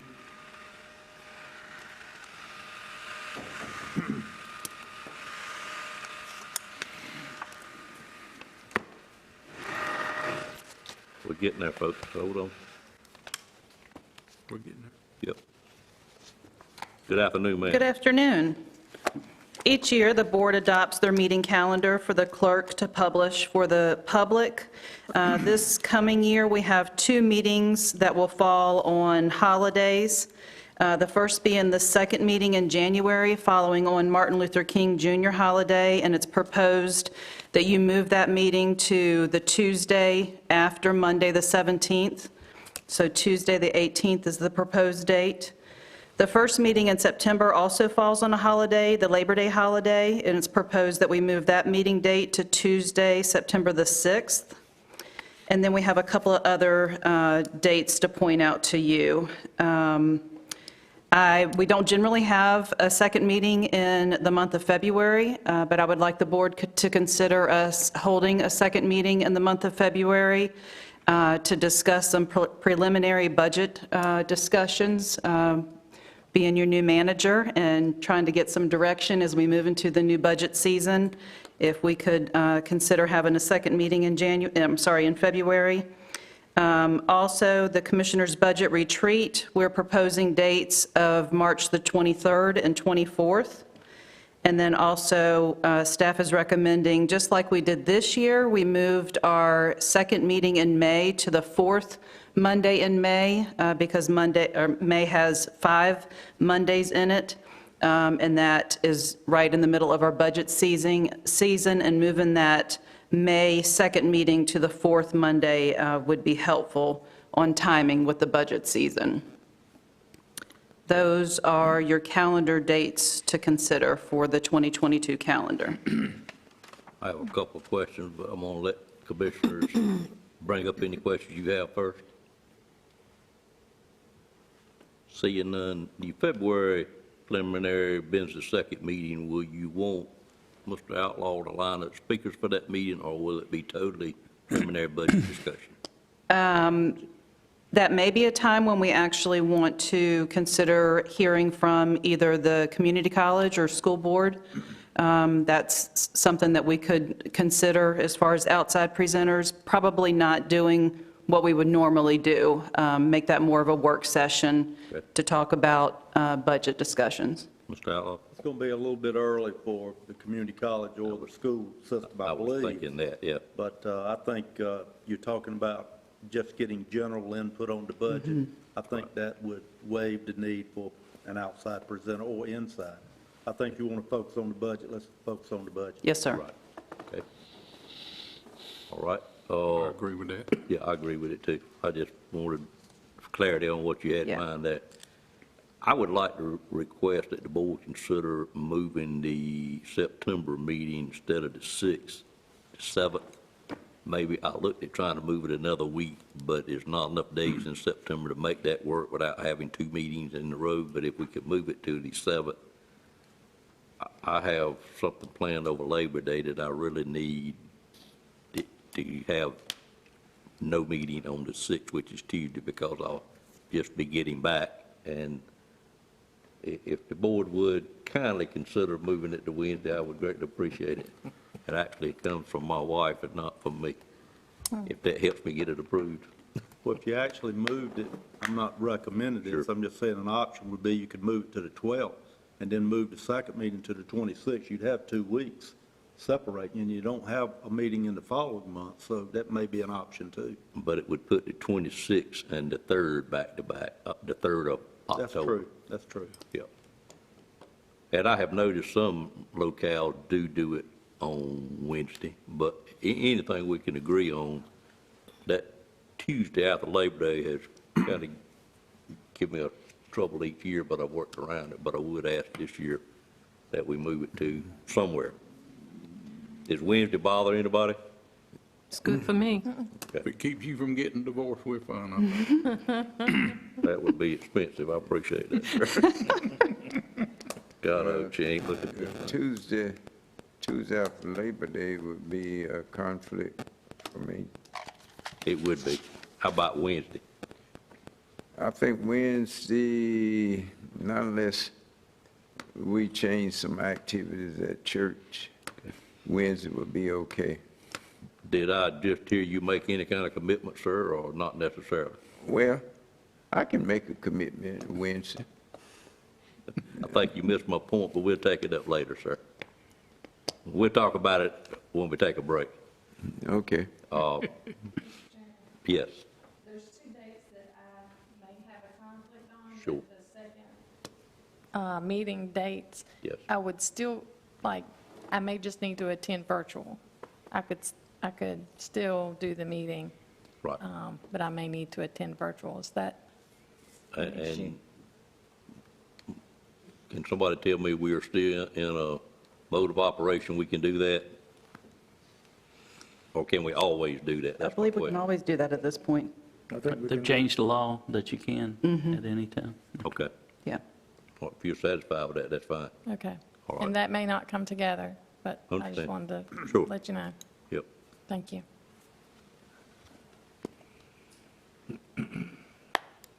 Would you let Mr. Tyson know that we need to talk about the next meeting of the LDC also? We've got a date scheduled that we're going to need to work on the date, because I think Ms. Lake has a conflict on that. Okay. I'm just trying not to forget it. Okay. You just tell them to get in touch with me about that, because we have to schedule it with the planning board chairman as well as myself. Will do. Okay. I just have to think about that. All right. Anything else on the calendar?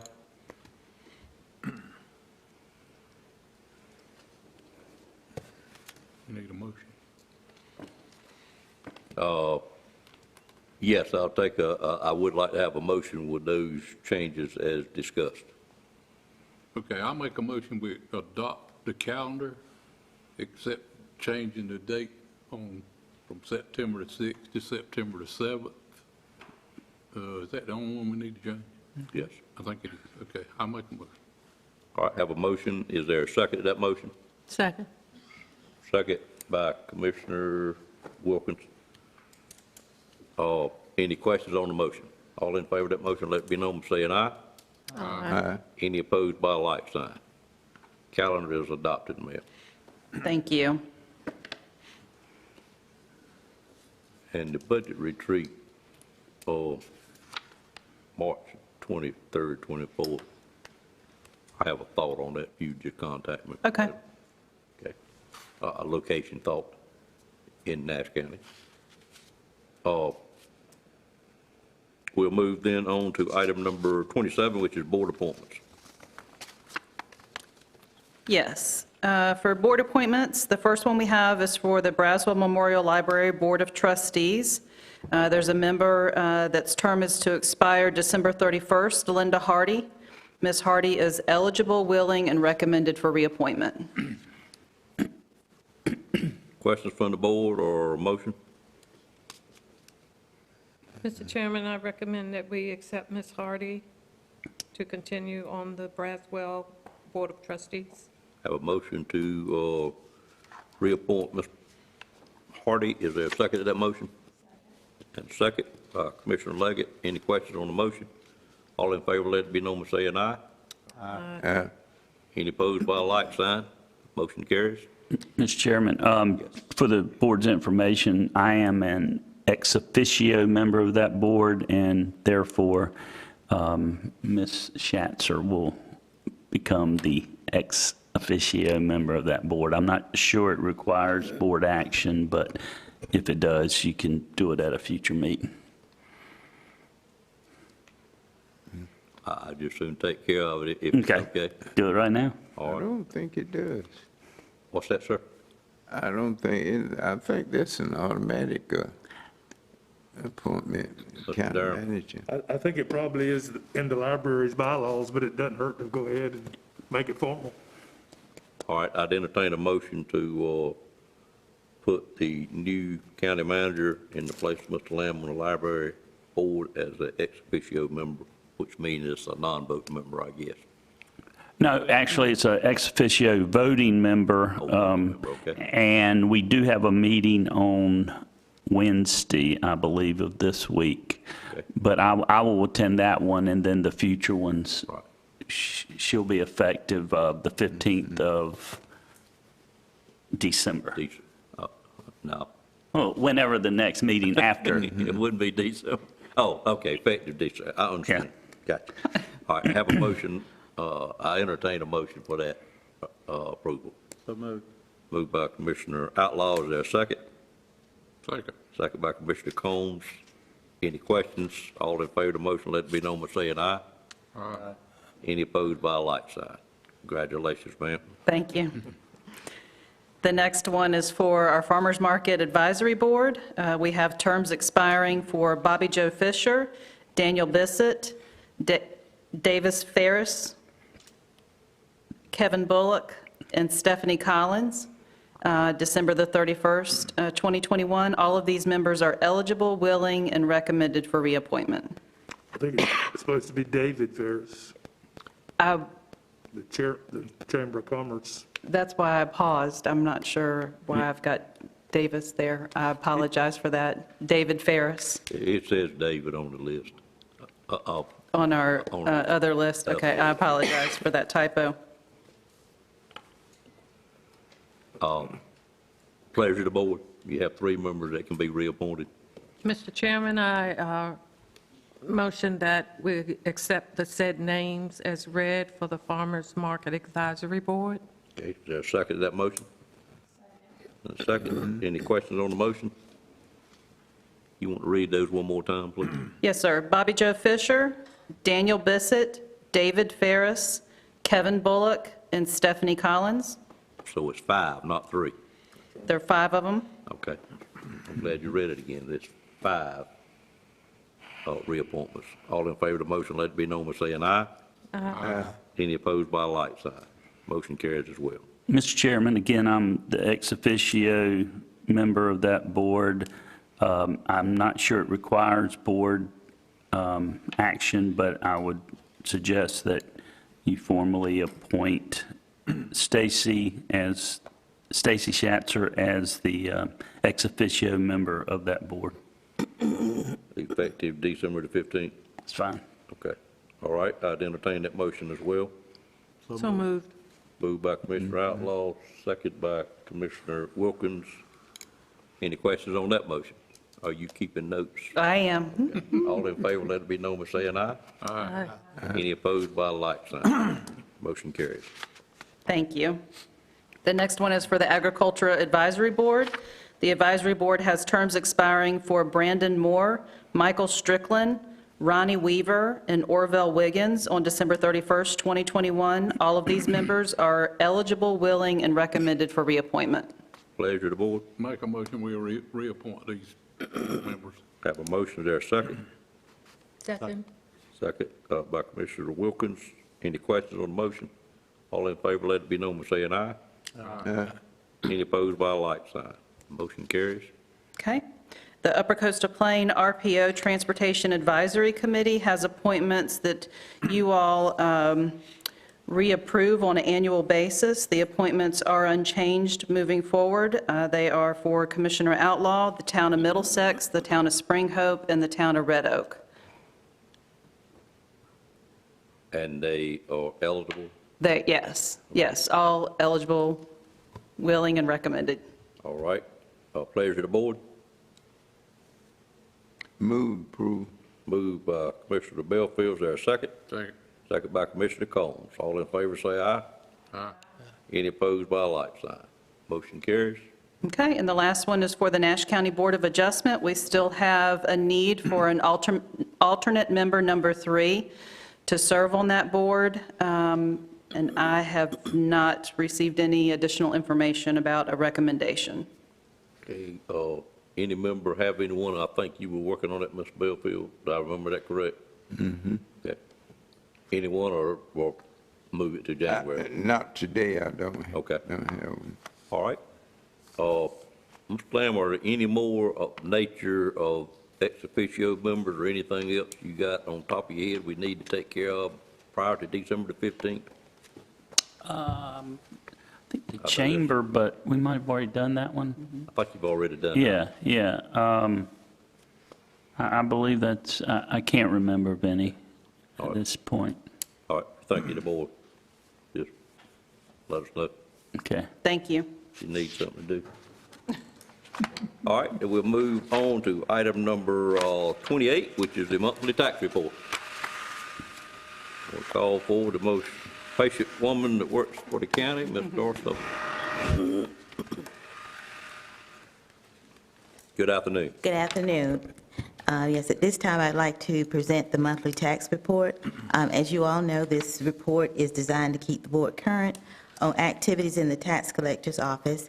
The report is for your information only and does not require approval.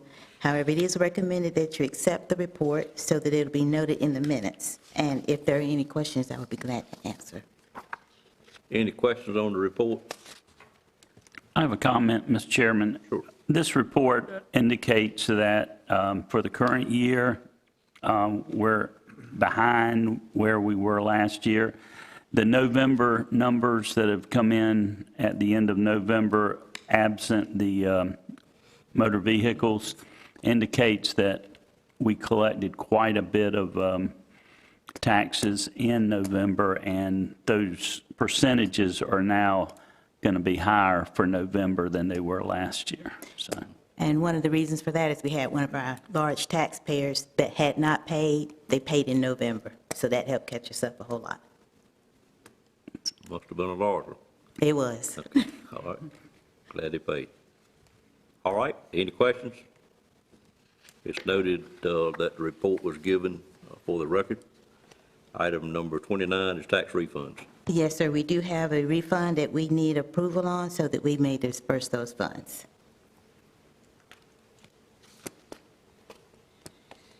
One second.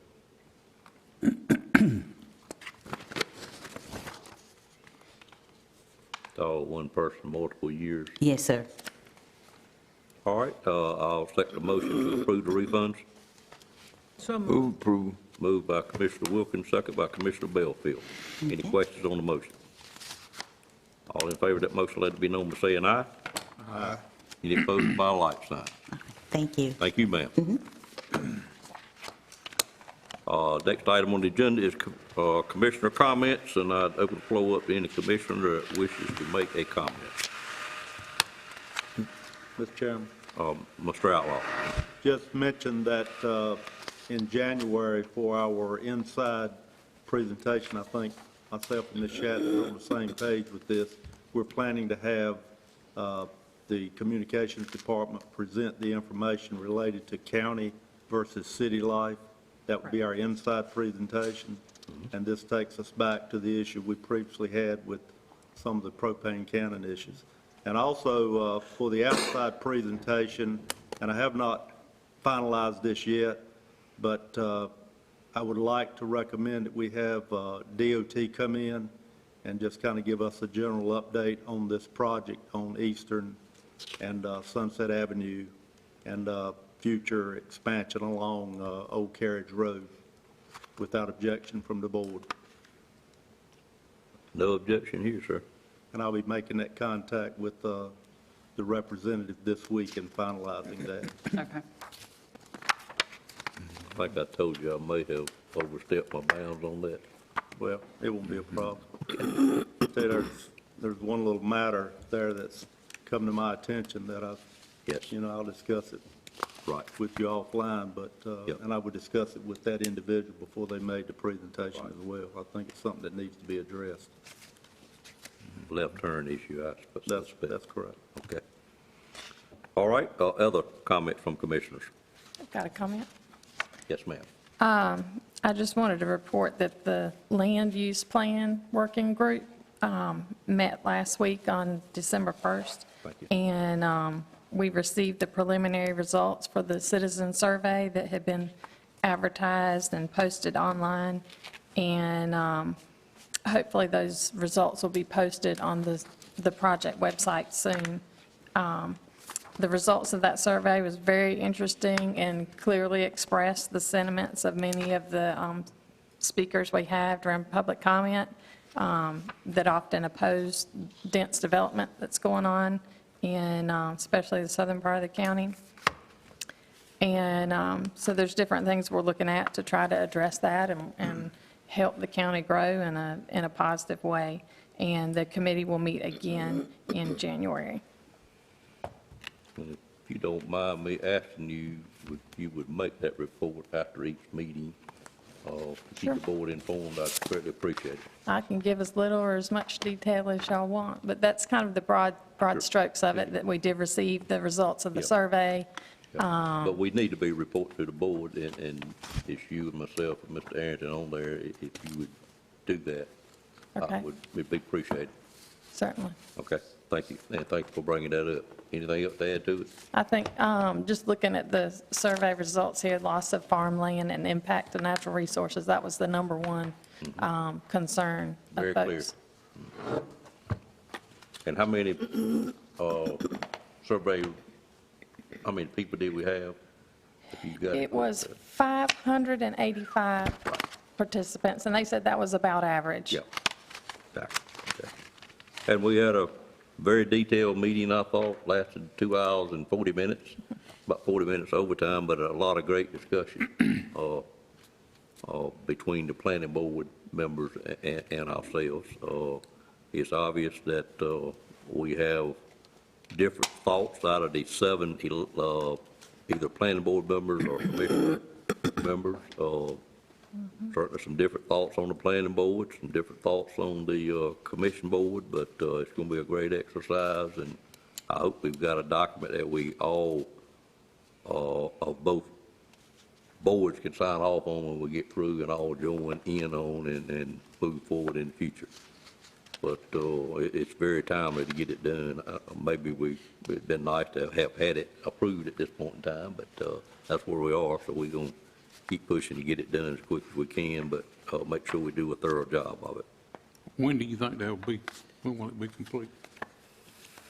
Sue, do you recall the date? We are looking at finishing it up right before budget time, I think? Or is it a little sooner than that? No, I don't think any sooner than that. Okay, and it may be toward the end of the year. I don't have that on my head right now, Dan. Okay, that's a long time. I mean, I think we need to get this done.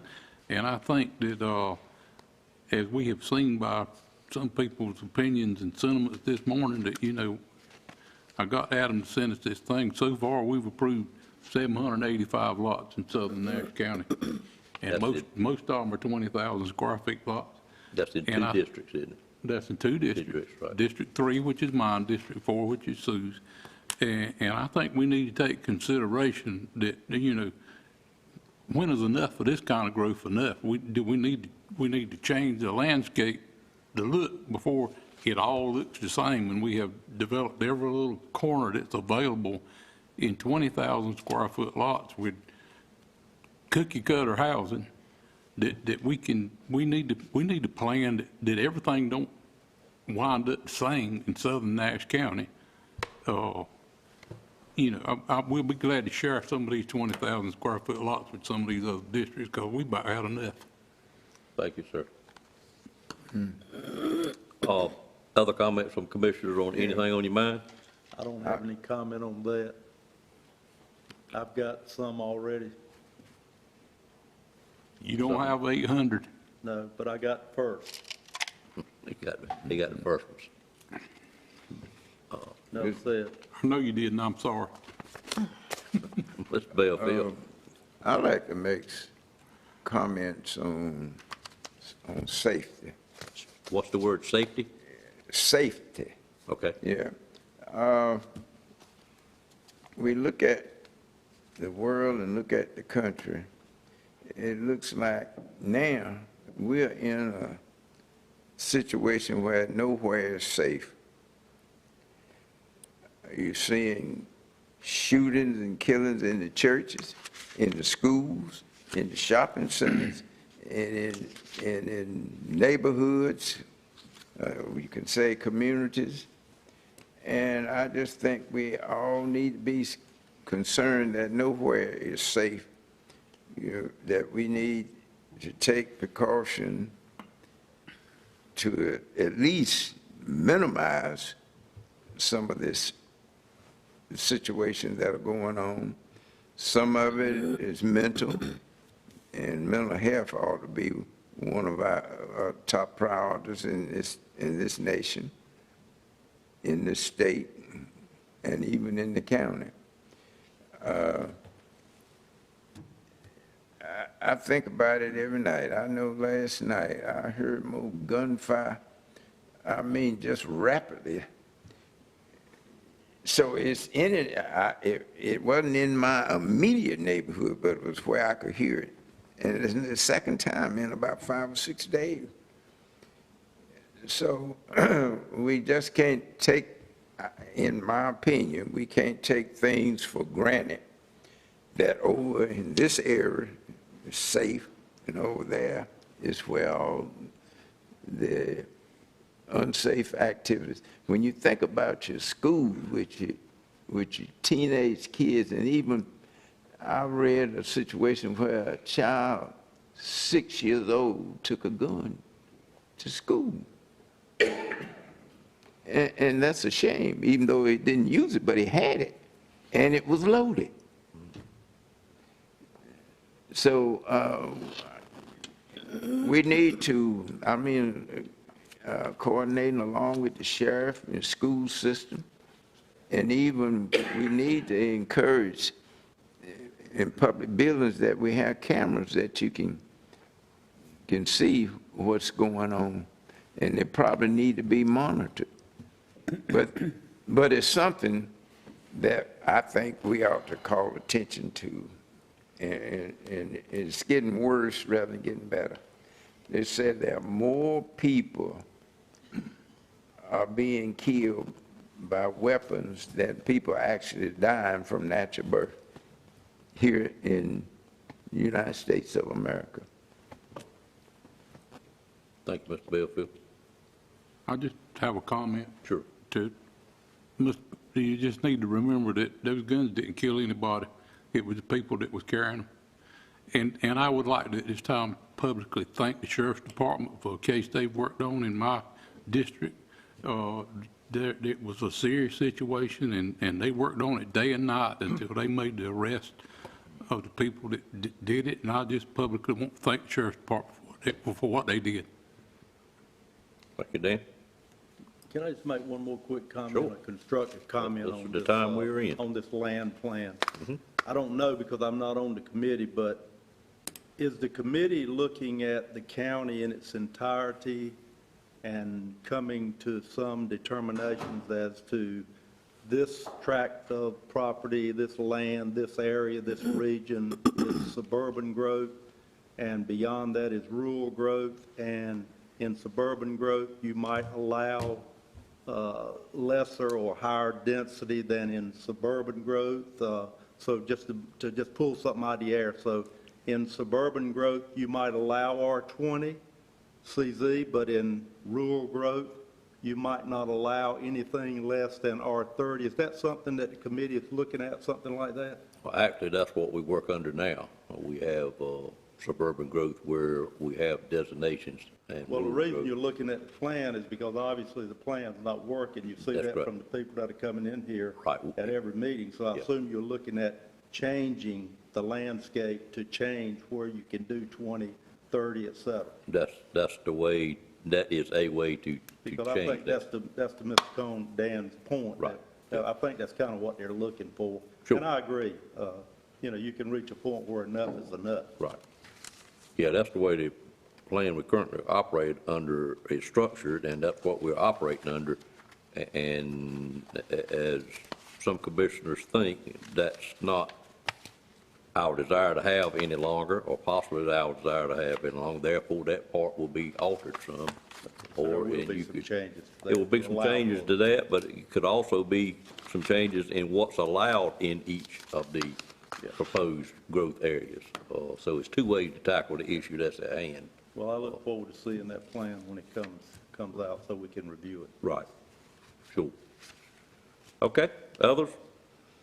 I'm almost embarrassed to give my housing report with the former comments, but I'm going to give it anyway. It was a very active month for new housing permits. We actually, on the commercial side, we issued permits of $17,150,000, which is a very large number. Granted, some of it was commercial and, was governmental in nature, but it is still growth in the county. On the residential side, we had 54 total new home permits, which include stick-built homes as well as our sectional and manufactured home permits. Out of those 54, it was a total of 21 different builders that pulled those. So it is certainly a fact that we have many different builders in Nash County. I would dare say 5 years ago, we might have had 4 or 5, and now we're in the range of 20 to 30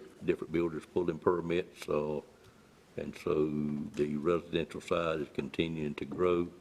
I just had a thought as Sue and Dan were talking. I'm going to see if, how much trouble it would be to actually determine where those permits are issued by district. I think would be good information for us to start monitoring as well. Because I can just see by the list, quite a few of them are in one of the 3 or 4 districts. So I'll ask Adam if he could actually give us that on the report, or Satzler, if you could remember to do that, it would be something we could start monitoring as well. May help us with the land development code. But that's all I had. And at this time, I would point out that this would be Mr. Lamb's last official meeting as manager, and I'm sure he's got a long report telling us what all he's accomplished since he's been here. But I'll turn it over to you, sir. Thank you, Mr. Chairman, members of the board. Several of the things have been addressed, but I will let everyone know that the county offices will close Thursday, Friday, and Monday, December 23rd, 24th, and 27th. We follow the state's holiday schedule, and that's 3 days during Christmas. So it's Thursday, Friday before Christmas, and Monday after Christmas. Closed 5 days total. 5 days, including the weekend. I thought we followed the banking schedule, which says you can't be closed more than 2 days in a row. The what? The banking schedule says you can't be closed more than 2 days in a row. Sometimes they're closed 3 days, when they close on a holiday on a Friday or a Monday. But, Correct. Also, for New Year's holiday, the county offices will close Friday, the 31st, the day, New Year's Eve. The PACE study is underway, and the Human Resources staff is pulling together some information requested by Management Advisory Group. We're on target for the timetable, and once additional information is learned, we will be reporting back to the commissioners. And again, as I've said in the past, the people doing the study will meet with our department heads and others to get their perspective on their particular sector and the needs.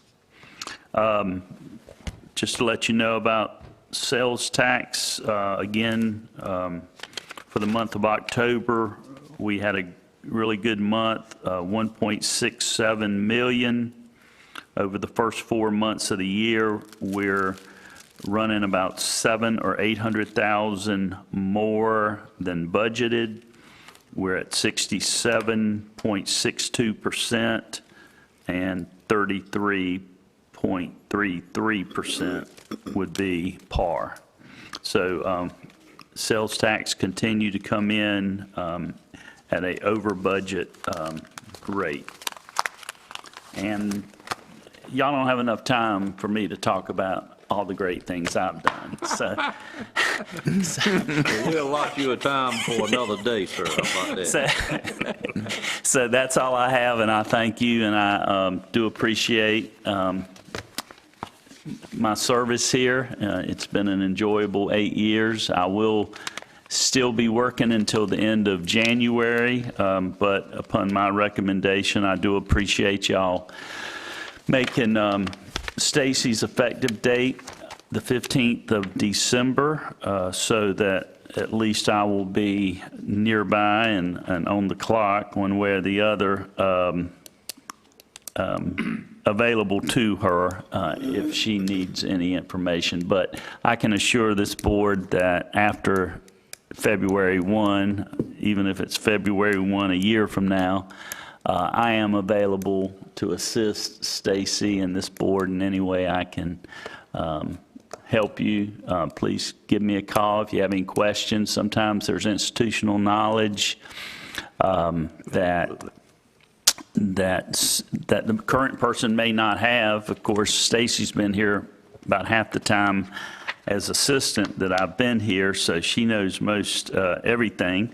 But I will always be available to this board for consulting free of charge.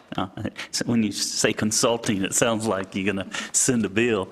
But I really do appreciate my time here, and I'm very glad to be part of county government. We see at the state and federal level how things are so polarized and hyper-partisan. People don't want to work together, and I'm glad I've worked for the last 8 years, for the last 21 years, for boards that really don't walk in with a party label, but come in and try to do what's best for the county. And it's been quite a pleasure working here for the last 8 years, and I thank you. We thank you, sir. We'll have other comments at future gatherings that we have over the next 30 to 45 days. But it certainly has been a pleasure. All right, if there's no other business, I would entertain a motion. First of all, we're going to take about a 15 to 20 minutes break for lunch, which I understand is in the back, and then we'll reconvene in closed session. Closed session is for economic development, matter of attorney-client privilege, and one personnel matter that would be very brief. Any questions? Entertain a motion to go into closed session at this time after the recess. So moved. Okay, have a motion. Is there a second? Second. Second. All in favor of that motion, let it be known by saying aye. Aye. Any opposed by a like sign? We stand adjourned, excuse me, we are recessed until we go into closed session, and we are doing that in this room, I think, what we normally do. Okay. All right, since we got a light up there, I feel better.